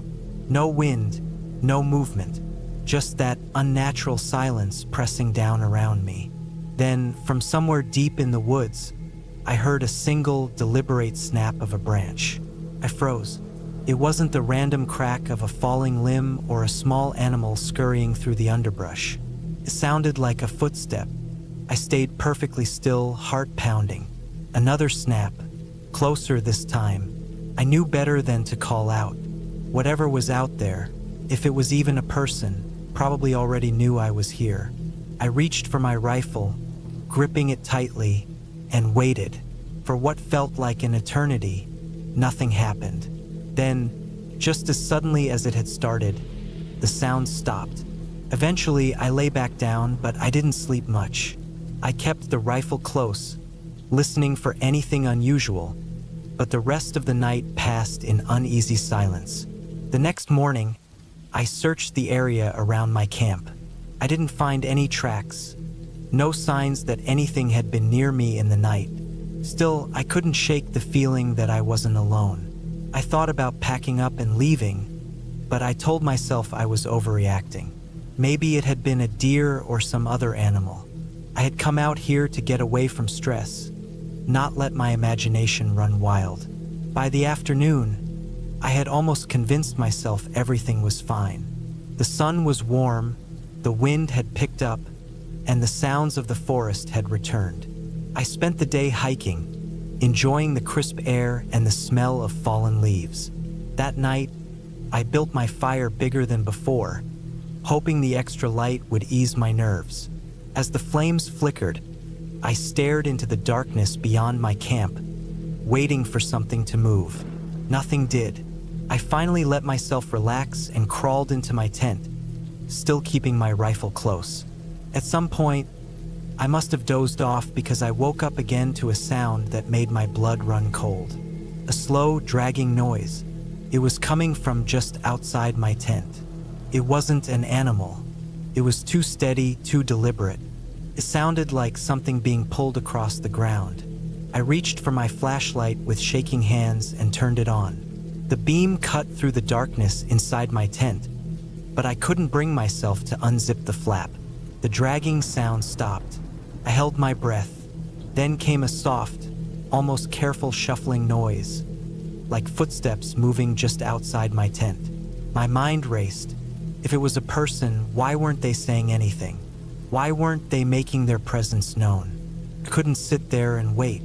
I grabbed my rifle, took a deep breath, and unzipped the tent just enough to peer outside. Nothing. The fire was still burning, casting long, flickering shadows. The ground around my tent was undisturbed. But then I noticed something. My gear had been moved. My backpack, which had been next to the fire, was now several feet away. The water bottles I had lined up near my tent were gone. And then, a little further out, just barely visible in the firelight, I saw tracks.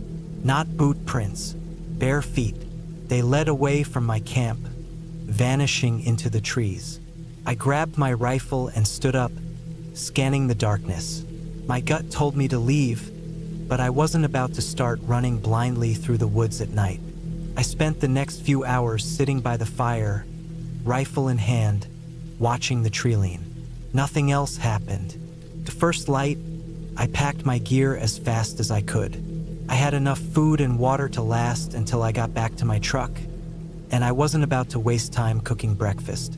As I started the hike back, I kept checking over my shoulder, feeling exposed in the open. The woods were quiet again, too quiet. I moved fast, ignoring the ache in my legs. I was almost back to the main trail when I saw something that made my stomach drop. A small, hand-carved wooden figure sat in the middle of the path. It hadn't been there before. I didn't stop to examine it. I stepped around it and kept moving. By the time I reached my truck, my hands were shaking. I threw my gear into the back and locked the doors before starting the engine. I didn't look back as I pulled onto the dirt road, heading back to town. That was the last time I went camping alone.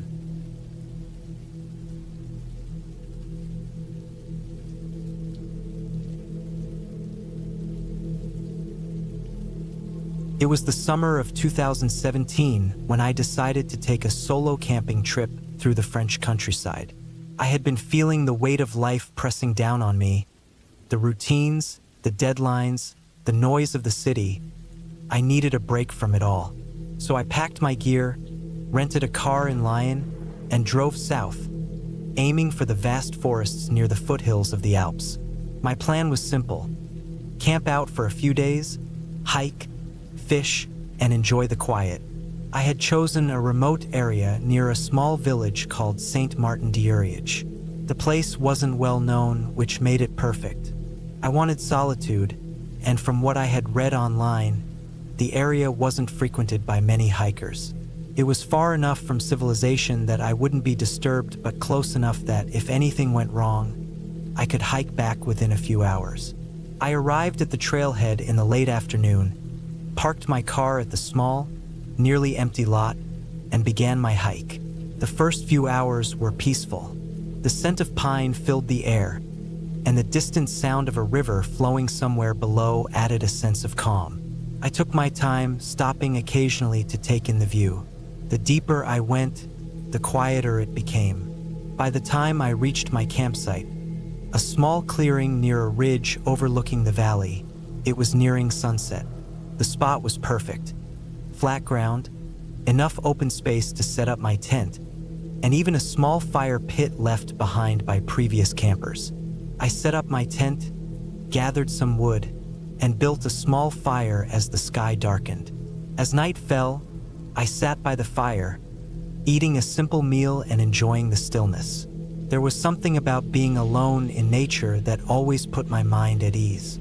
The sounds of the forest at night, rustling leaves, the occasional hoot of an owl, felt almost comforting. But then, something changed. I don't know why, but I suddenly felt uneasy, like I was being watched. At first, I dismissed it as my mind playing tricks on me. I was alone after all. There was no one out here, but the feeling didn't go away. In fact, it grew stronger. I scanned the darkness beyond my fire, my eyes adjusting to the dim light. That's when I saw it.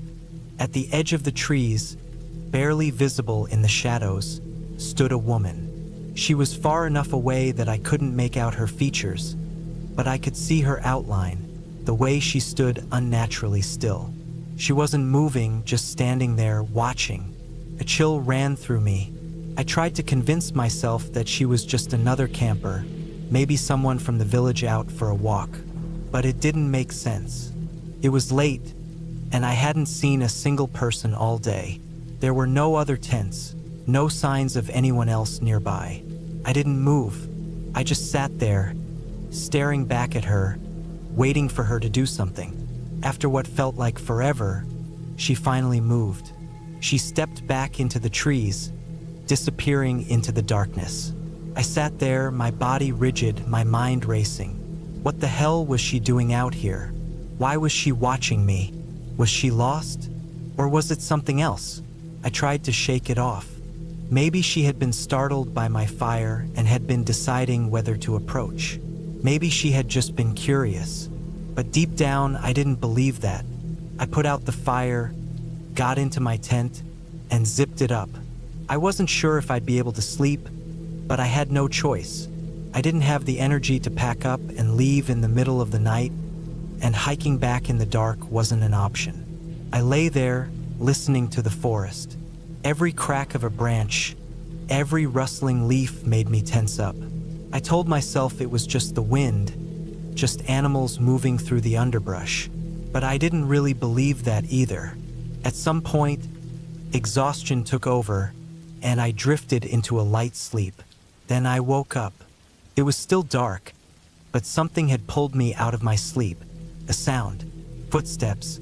Slow, deliberate footsteps outside my tent. I held my breath, my body frozen. The footsteps stopped, replaced by something even worse. Breathing. Someone, something was standing just outside my tent, breathing slowly, deeply. I didn't move.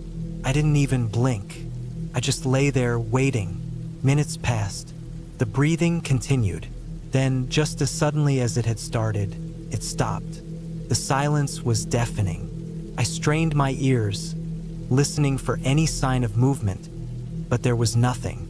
I stayed like that until dawn, my body tense, my mind racing. When the first light crept through the fabric of my tent, I finally dared to move. Slowly, I unzipped the tent and peered outside. There was no one there, but something was wrong. The area around my tent looked different. The ground was disturbed, the dirt freshly moved. Then I saw them. Footprints. A single set of barefoot footprints circling my tent. I packed up my gear as fast as I could, my hands shaking. I didn't eat, didn't drink, didn't rest. I just packed and started hiking back. I moved quickly, barely stopping to catch my breath. Every few minutes, I checked behind me, half expecting to see her following. But I saw nothing. When I finally reached my car, I nearly collapsed with relief. I threw my gear into the back, locked the doors, and started the engine. As I pulled out of the lot, I glanced at the tree line one last time. She was there, standing just at the edge of the woods, watching me. I didn't stop. I didn't even slow down. I just drove. I never went back to that place. Never told anyone what happened. But sometimes, late at night, when the world is quiet and I'm lying in bed, I think about her, and I wonder if she ever found someone else.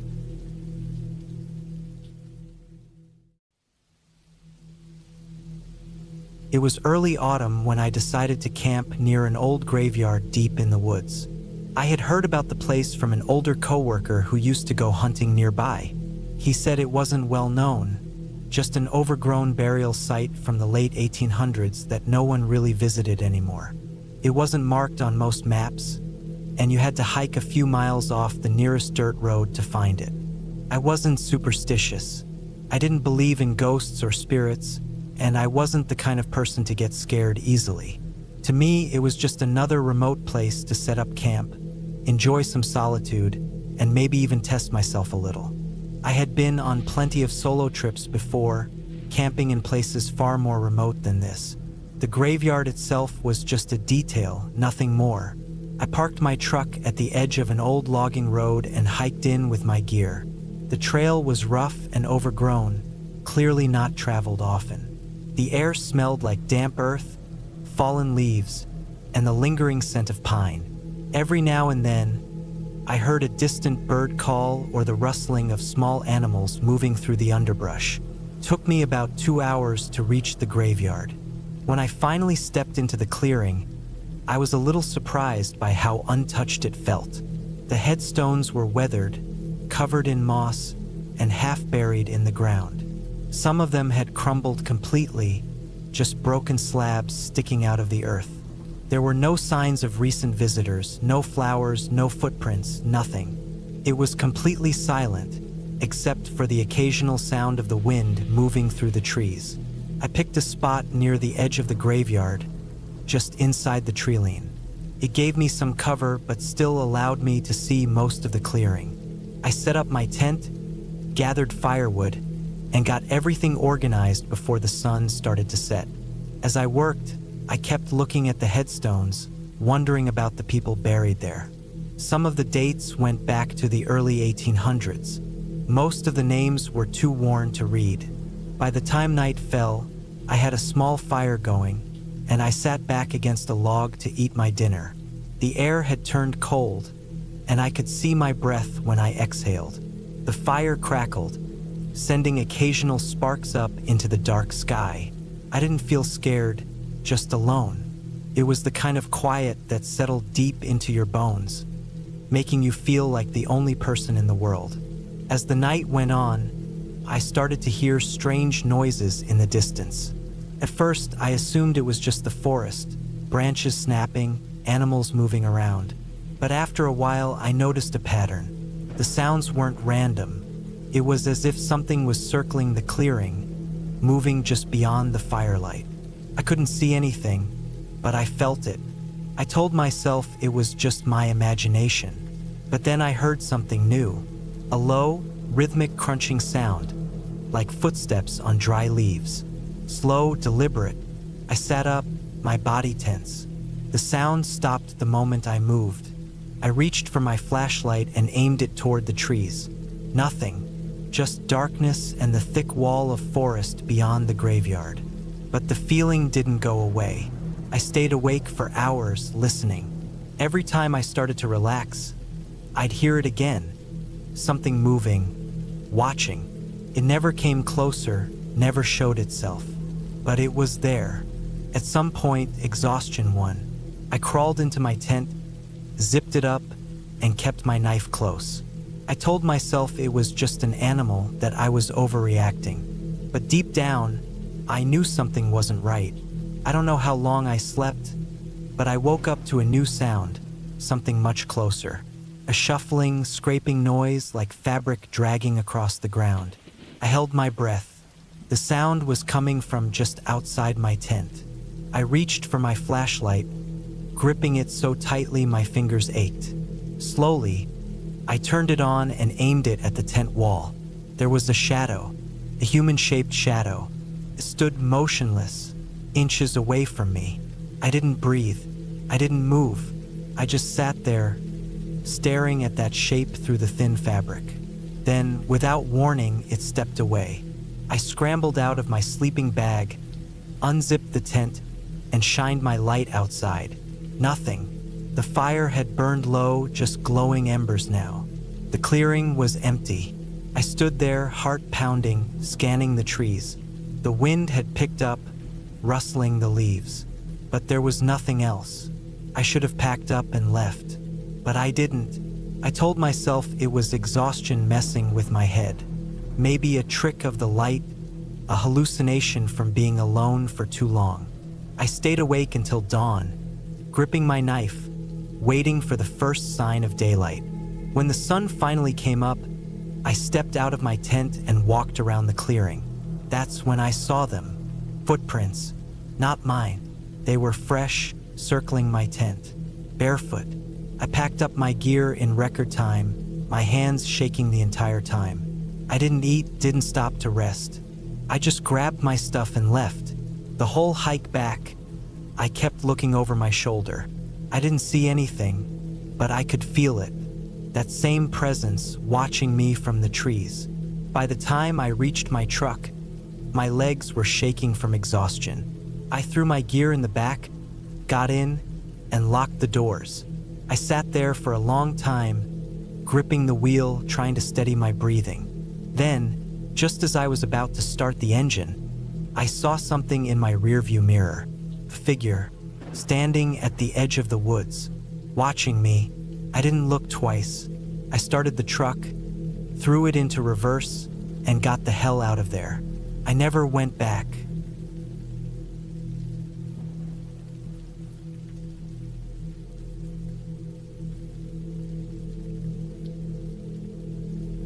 I had been camping all my life. Growing up in North Carolina, my dad took me out into the woods more weekends than not, and I kept the habit well into adulthood. It was a way to clear my head, get away from work, and just breathe for a while. This trip was supposed to be no different. I had planned a solo camping weekend in the Croatan National Forest, an area I had been to before but never fully explored. It wasn't the most popular spot, which was exactly what I wanted. No crowds, no noise, just me and the trees. I packed up my truck with all the essentials: tent, sleeping bag, extra clothes, food, water, a hunting knife, a hatchet, and a small camping stove. I always carried a .357 revolver when I went solo, just in case. Not that I expected trouble, but the woods weren't as safe as people like to think. Animals, unpredictable weather, and sometimes even other people could be real dangers.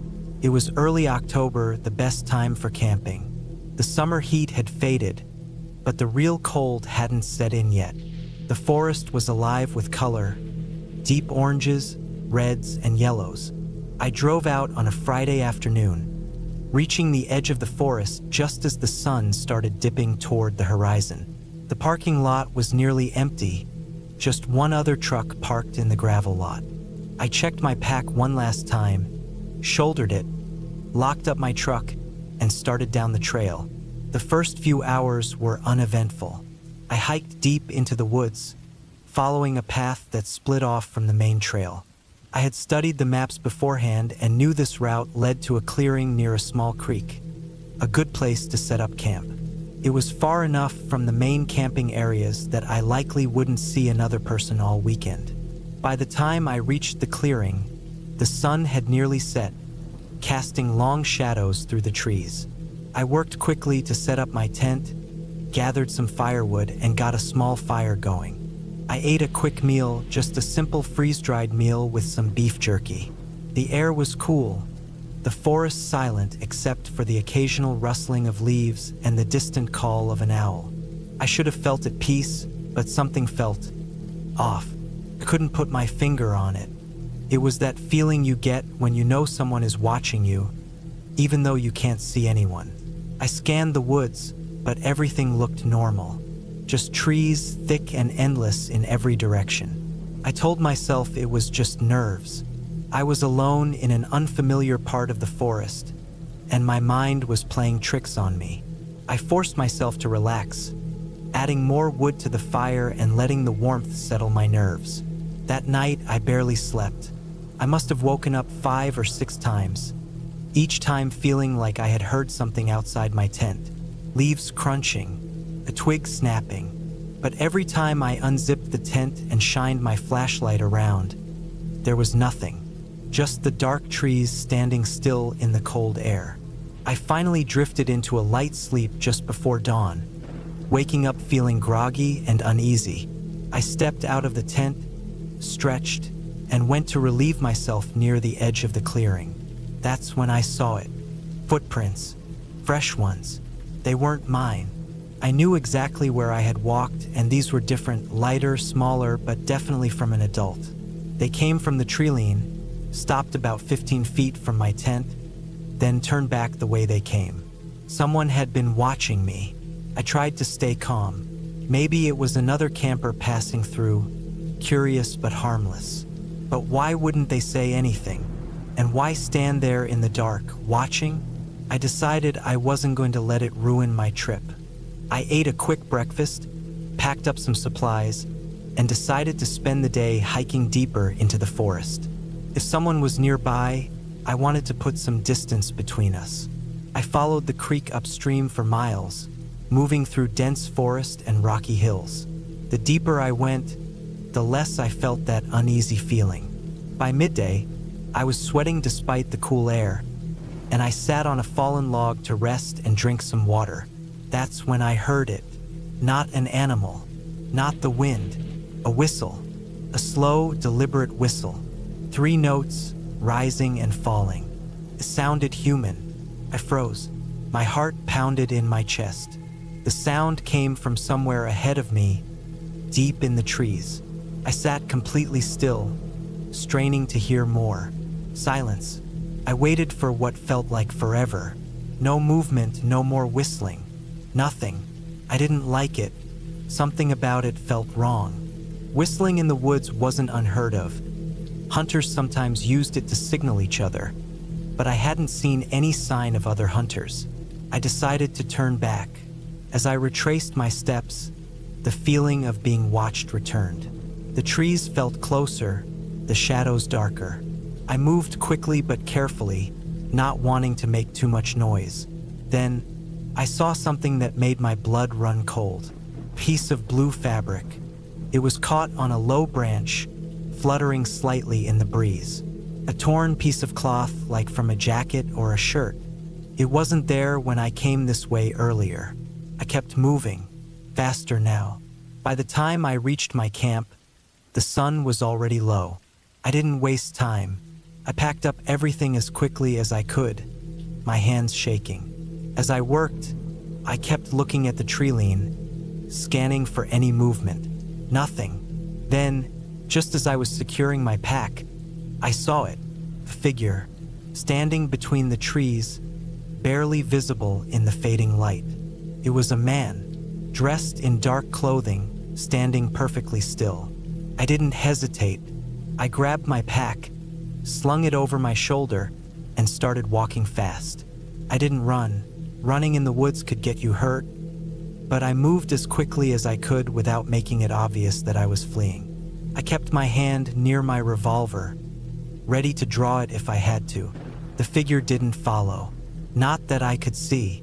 I walked for miles, not stopping until I saw the first sign of the parking lot. When I reached my truck, I threw my gear inside, got in, and locked the doors. I sat there for a moment, catching my breath. Then, just before I turned the key, I looked in the rearview mirror. There, at the edge of the trees, stood the man, still, watching. I didn't wait. I started the engine and got the hell out of there. I don't know who he was. I don't know what he wanted, but I never went back to those woods again.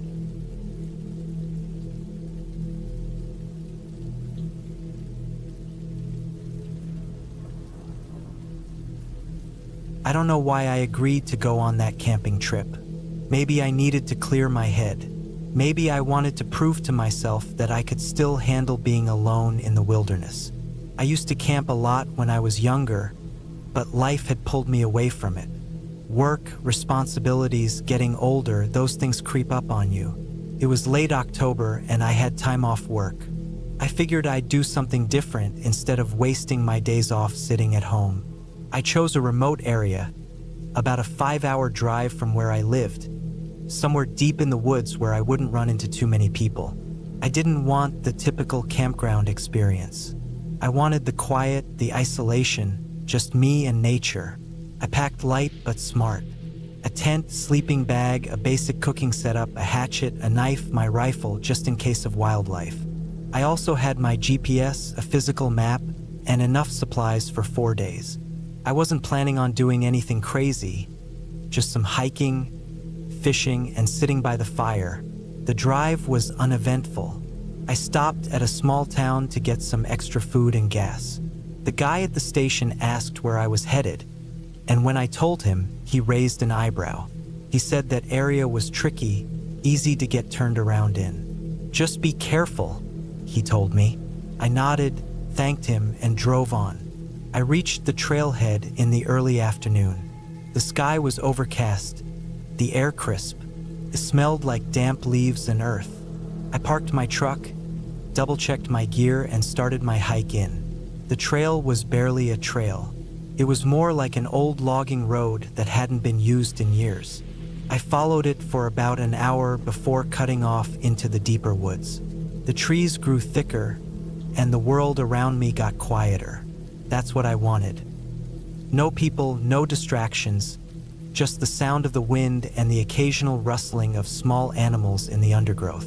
By the time I found a good spot to set up camp, the sun was starting to dip. It was a small clearing near a slow-moving stream. A good place, flat ground, a decent view of the trees in all directions, and plenty of firewood nearby. I set up my tent, gathered some wood, and got a fire going before dark. I sat by the fire, eating a simple meal, feeling the warmth of the flames against the cold air. It was peaceful. I watched the stars appear, listened to the sounds of the forest. Everything felt right. Then, as the night deepened, I started getting that feeling. You know, the one, when the hairs on the back of your neck stand up, when your gut tightens for no reason. I told myself it was just my mind playing tricks. I was alone out here, surrounded by darkness. My senses were just heightened. I forced myself to ignore it and crawled into my tent. I slept lightly, waking up every so often to the distant hoot of an owl or the cracking of branches in the night. That was normal. The forest is always moving, always alive. But at some point in the night, something woke me up. Not a sound exactly, more like an absence of sound. The forest had gone silent. No wind, no rustling leaves, nothing. That unnatural stillness pressed in around me. I listened, holding my breath. Then, somewhere in the trees, I heard footsteps. Slow, deliberate. Not an animal too heavy, too precise. They stopped for a long moment, then moved again, circling the edge of my campsite. I lay there, gripping my knife, forcing myself to breathe quietly. I thought about grabbing my rifle, but I didn't want to make a sound. The footsteps came closer. I could hear the leaves crunching underfoot, someone or something, just beyond the light of my dying fire. I stayed frozen, listening, heart hammering. Then, just as suddenly as they had started, the footsteps stopped. The silence stretched on. I didn't move. I didn't dare. Eventually, after what felt like an eternity, I heard something retreating into the woods. A slow, measured pace. Then nothing. I stayed awake the rest of the night, gripping my knife, waiting. When dawn finally came, I crawled out of my tent, stiff and exhausted. The fire had burned down to embers. I looked around, searching for any sign that someone had been there. No footprints. No broken branches. Nothing. Maybe I imagined it. Maybe it was just the forest shifting, playing tricks on my tired mind. I decided to stay another night. I told myself I was overreacting. If I packed up and left now, I'd feel like an idiot. The second day went fine. I hiked, fished a little, kept my mind occupied. But that feeling of being watched never really went away. The forest around me felt wrong, like it was holding its breath. That night, I made sure my fire was bigger. I kept my rifle close, stayed up later than the night before. The woods were quiet again, too quiet. Then, just like before, the footsteps started. Slow, careful, closer this time. I grabbed my rifle, chambered around, and aimed toward the sound.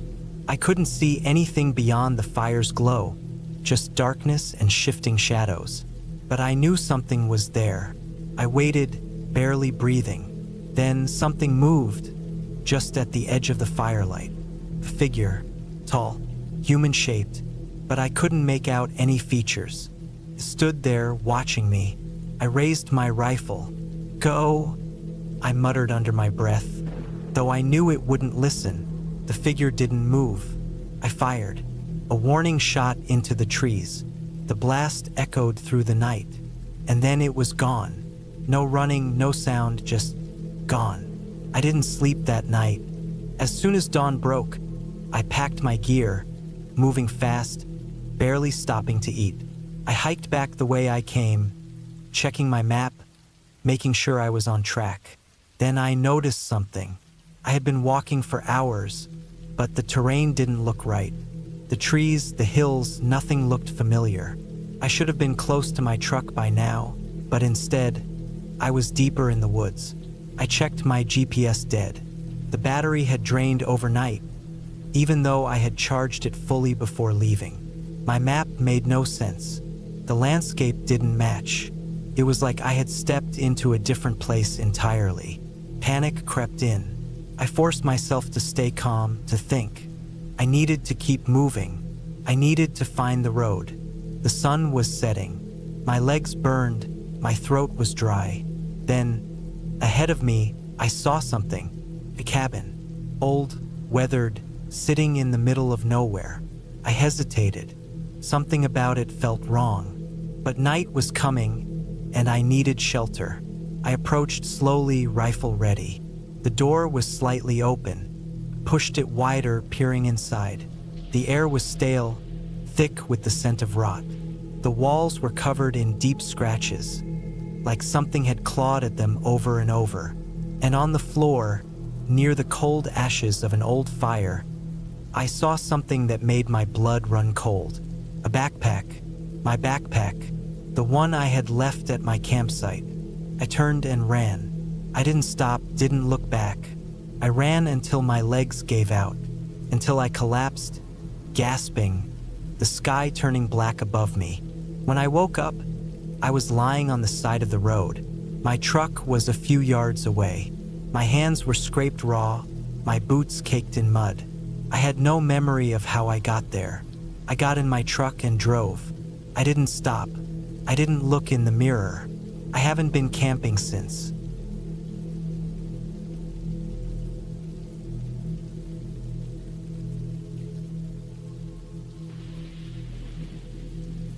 Last summer, I decided to take a solo camping trip. I had always loved being out in the wilderness, away from the noise and distractions of everyday life. It was something I had done many times before, but this trip felt different. I didn't know why at the time, but looking back, I should have trusted that uneasy feeling I had from the start. I chose a remote camping spot deep in the woods, about 3 hours from the nearest town. It was a place I had visited a few years earlier with some friends, but this time I wanted to be alone. The idea of spending a few days with nothing but the sounds of nature was appealing. No phone, no work, no responsibilities. Just me, the trees, and the quiet. I arrived in the late afternoon, my truck kicking up dust as I pulled off the gravel road onto the narrow trail leading to the clearing. The site was just as I remembered. A flat stretch of dirt surrounded by thick trees, with a small stream running a short distance away. There were no other campers around, which was exactly what I wanted. I took my time setting up my tent, making sure everything was in order before the sun set. As the daylight faded, I built a fire and cooked a simple meal. The air was cool, the smell of pine thick around me. Everything felt peaceful. I sat by the fire for a long time, watching the flames dance, listening to the occasional rustling of leaves. It wasn't until I was lying in my tent, wrapped in my sleeping bag, that the uneasy feeling returned. I don't know what woke me. Maybe it was just the silence, too heavy and unnatural. I lay still, listening, trying to convince myself that it was nothing. Then I heard it, a faint sound outside my tent. It was subtle, like a footstep in the dirt. I held my breath, waiting. The sound didn't come again. It was probably just an animal, I told myself. A deer, a raccoon, something harmless. I forced myself to relax, but sleep didn't come easy. The next morning, I stepped outside, stretching my sore limbs. The fire had died down to cold embers, and the woods were eerily still. I looked around, scanning the ground for any sign that something had been near my tent. Nothing. Maybe I had imagined it. I spent the day hiking, following the trails deeper into the woods. The landscape was beautiful. Tall trees, patches of wildflowers, the distant sound of a stream. It was the kind of place that made you forget the rest of the world existed. But that strange feeling never fully left me. Every so often, I would stop and look around, feeling like I was being watched. There was never anything there. By the time I returned to camp, the sun was dipping below the trees. I was exhausted, my legs aching from the miles I had walked. I rebuilt the fire, cooked some food, and tried to push away the unease. Night fell, and with it came the silence. Too quiet. I sat by the fire for a long time, listening. I could hear the occasional snap of a twig in the distance, but that wasn't unusual. Animals moved through the woods all the time. Still, I couldn't shake the feeling that something was wrong. I finally crawled into my tent, pulling the sleeping bag tight around me. It took a long time to drift off. Then, in the dead of night, I heard it again. Footsteps, closer this time. Slow, deliberate. My heart pounded in my chest. I lay still, barely breathing. The footsteps stopped just outside my tent. I felt a chill creep up my spine. I knew animals didn't move like that. Whatever was out there, it wasn't a deer. I reached for the knife I kept next to my sleeping bag. My fingers curled around the handle, my grip tight. Then, just as suddenly as they had come, the footsteps moved away, fading into the distance. I stayed awake for hours, listening, waiting, but nothing else happened. At first light, I unzipped the tent and stepped outside. The fire pit was as I had left it, my gear untouched. But the ground, there were footprints, human footprints. A shiver ran through me. I wasn't alone out here. I made the decision to leave that morning. I packed my gear quickly, throwing everything into the back of my truck. The uneasy feeling hadn't left me, and I wasn't about to wait around to see who or what had been watching me. As I drove away, back onto the gravel road, I glanced in the rearview mirror. For a moment, just before the trees swallowed the campsite, I thought I saw something move between the trunks. A shadow, a figure. I didn't stop. I didn't look back again. I never went camping alone after that.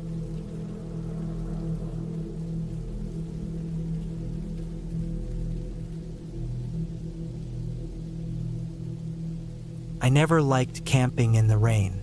I didn't mind rain when I was home, sitting on my couch with a warm drink, listening to it tap against the window. But out in the bush, when the temperature dropped and everything turned to mud, it was a different story. It was worse when I was alone. I had planned the trip for a few weeks. I had time off work and wanted to get away from the noise of the city. I picked a spot a few hours outside of Melbourne, deep in the Victorian bush, where few people went this time of year. It was winter, which meant the nights would be freezing and the rain would be relentless.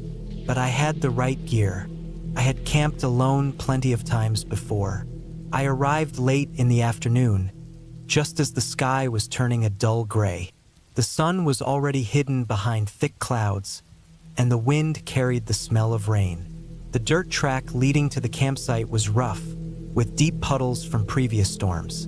My old Uda handled it well, but I could feel the tires slip in places.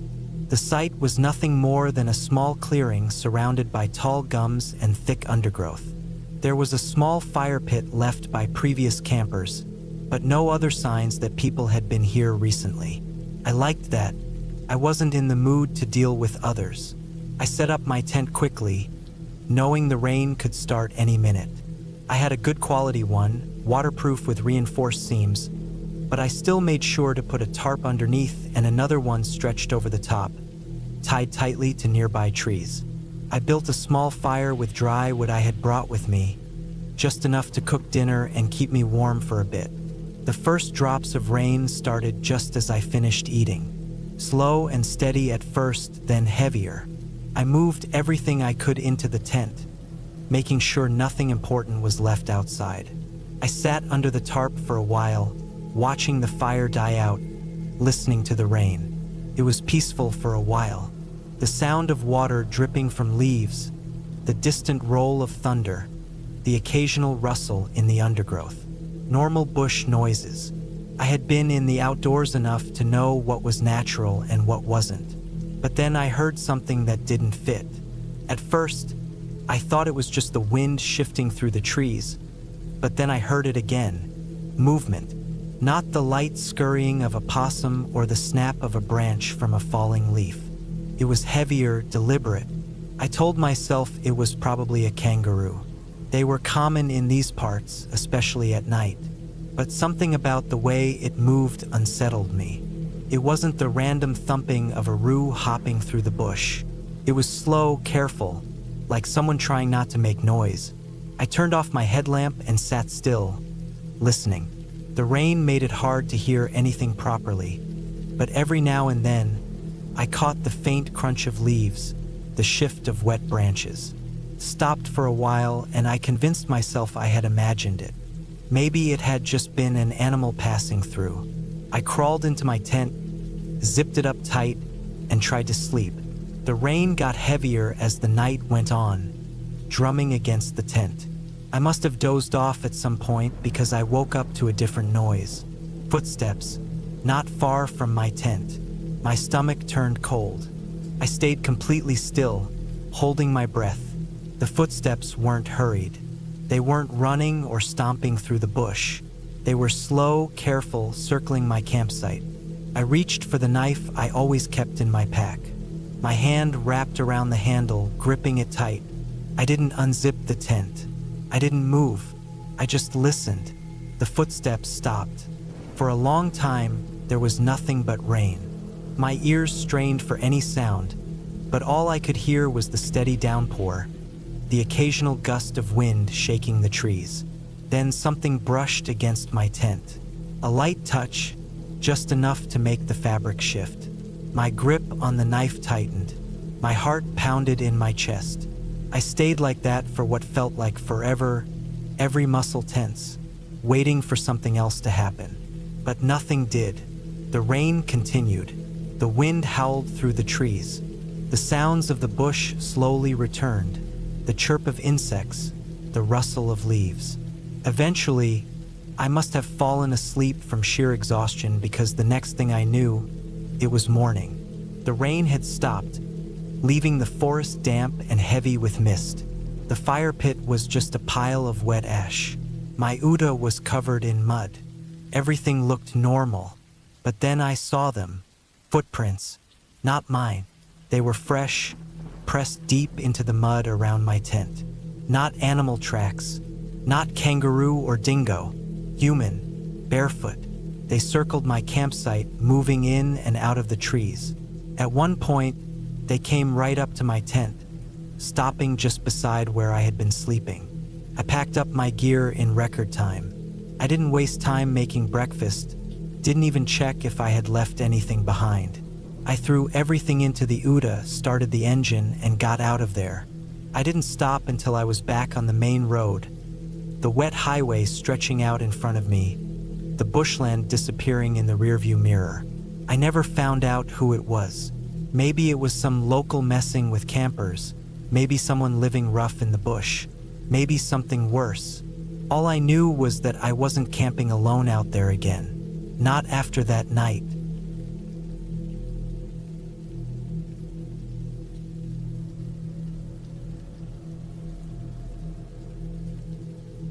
Losing my grandmother changed something in me. She was the one person in my life who truly understood me. Growing up, I spent every summer at her house, deep in the countryside, where the nights were still and the mornings smelled like pine and damp earth. She taught me how to fish, how to build a fire, and how to appreciate the silence of the wilderness. When she passed away, I felt lost. A few weeks after the funeral, I decided to go camping alone. I needed the quiet. I needed to be away from the world, to sit in the woods and remember her. She used to take me to a remote spot near an old logging road, deep in the forest where barely anyone went. I hadn't been back there in years, but it felt like the right place to go. It was late autumn, just before the first snowfall, when the trees were bare and the wind had that sharp bite to it. The drive out was long, and the roads were rougher than I remembered. My grandmother used to tell me that roads like these were forgotten by time. As I drove, I thought about how she would have laughed at me for coming out here alone. I reached the turnoff, a barely visible dirt path that wound through the trees. The ground was covered in damp leaves, making the drive slow and tricky. The deeper I went, the more isolated I felt. There were no houses, no signs of people, just the thick woods pressing in on both sides. Eventually, I found the clearing where we used to camp. It was exactly as I remembered, just a flat patch of land surrounded by tall pines, with a small creek running nearby. The air smelled crisp, and the only sounds were the rustling leaves and the distant call of birds. I set up my tent near the edge of the trees, close enough to the creek to hear the water but far enough to avoid the damp ground. As I gathered firewood, I noticed how quiet everything was. No distant hum of cars, no voices, just the wind and the occasional snap of a twig underfoot. That first night, I sat by the fire, staring into the flames. I thought about my grandmother. She had always seemed invincible, but time had taken her like it took everything else. The fire crackled, and the warmth felt good against the cold night air. After a while, I turned off my lantern and climbed into my sleeping bag. The forest was pitch black. I woke up to a sound. At first, I thought it was the wind, but then I realized it was footsteps. Not the quiet, shuffling steps of an animal, but slow, deliberate steps. I lay still, listening. The footsteps were coming from just outside the tent, moving along the edge of the clearing. My heart pounded. I reached for the flashlight beside me but hesitated. I didn't want to make a sound. The footsteps stopped. I waited, barely breathing. Then, after what felt like an eternity, I heard them again, moving away this time, back into the trees. I stayed awake the rest of the night, every little sound making my pulse race. As soon as the sun rose, I unzipped the tent and stepped outside. The ground was damp with morning dew, and the air was icy, but there were no signs of anyone. Still, I couldn't shake the feeling that someone had been watching me. I spent the day hiking, trying to clear my head. I told myself it was nothing. A deer, maybe, or my mind playing tricks on me. But as the sun started to set, I felt uneasy. The forest didn't feel the same anymore. That night, I built the fire bigger than before. I sat with my back to the trees, watching the flames dance. I didn't want to go into the tent. Somewhere in the distance, a branch snapped. I froze. Then, another snap, closer this time. I gripped my flashlight, my breath shallow. The fire cast long shadows across the trees, making it impossible to tell if something was moving out there. I stayed by the fire for hours, listening. The sounds came and went. Rustling, snapping branches, the occasional thud, like something heavy shifting in the darkness. I wasn't alone out here. When dawn finally came, I made the decision to leave. I packed up quickly, shoving everything into my backpack without bothering to fold it neatly. I just wanted to get out. As I loaded my gear into the car, I noticed something near the edge of the clearing. A footprint, not an animal's, a human's. It was fresh. I didn't stick around to find out who it belonged to. The drive back felt longer than before, every turn in the road making me anxious. I didn't relax until I saw the highway, the first sign of civilization. I never went back to that spot again. I still think about my grandmother sometimes, about how much she loved that place. But I also think about that night, about the footsteps, about the feeling of being watched. And I wonder if she ever knew what was really out there.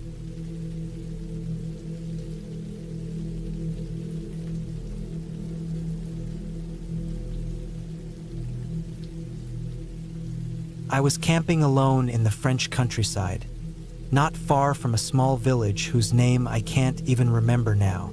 It was sometime in early autumn, the kind of weather where the days were still warm but the nights had a bite to them. I had been traveling through France for a few weeks, mostly sticking to hostels and cheap inns, but I wanted to spend a few nights outdoors. There was something about being alone in nature that I had always found calming. I had picked a spot near a forest, about a 30-minute walk from the village.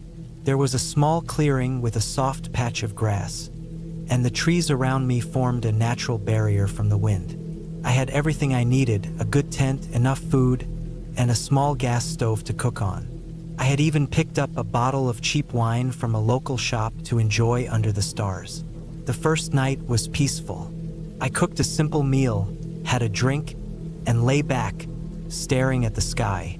There was no one around, just the distant sounds of birds settling in for the night, the occasional rustle of leaves in the breeze. I slept well, waking up early with the sunlight filtering through the trees. The second night, things changed. I had spent the day exploring the village, picking up a few supplies and chatting briefly with a shopkeeper who seemed surprised when I told her I was camping alone.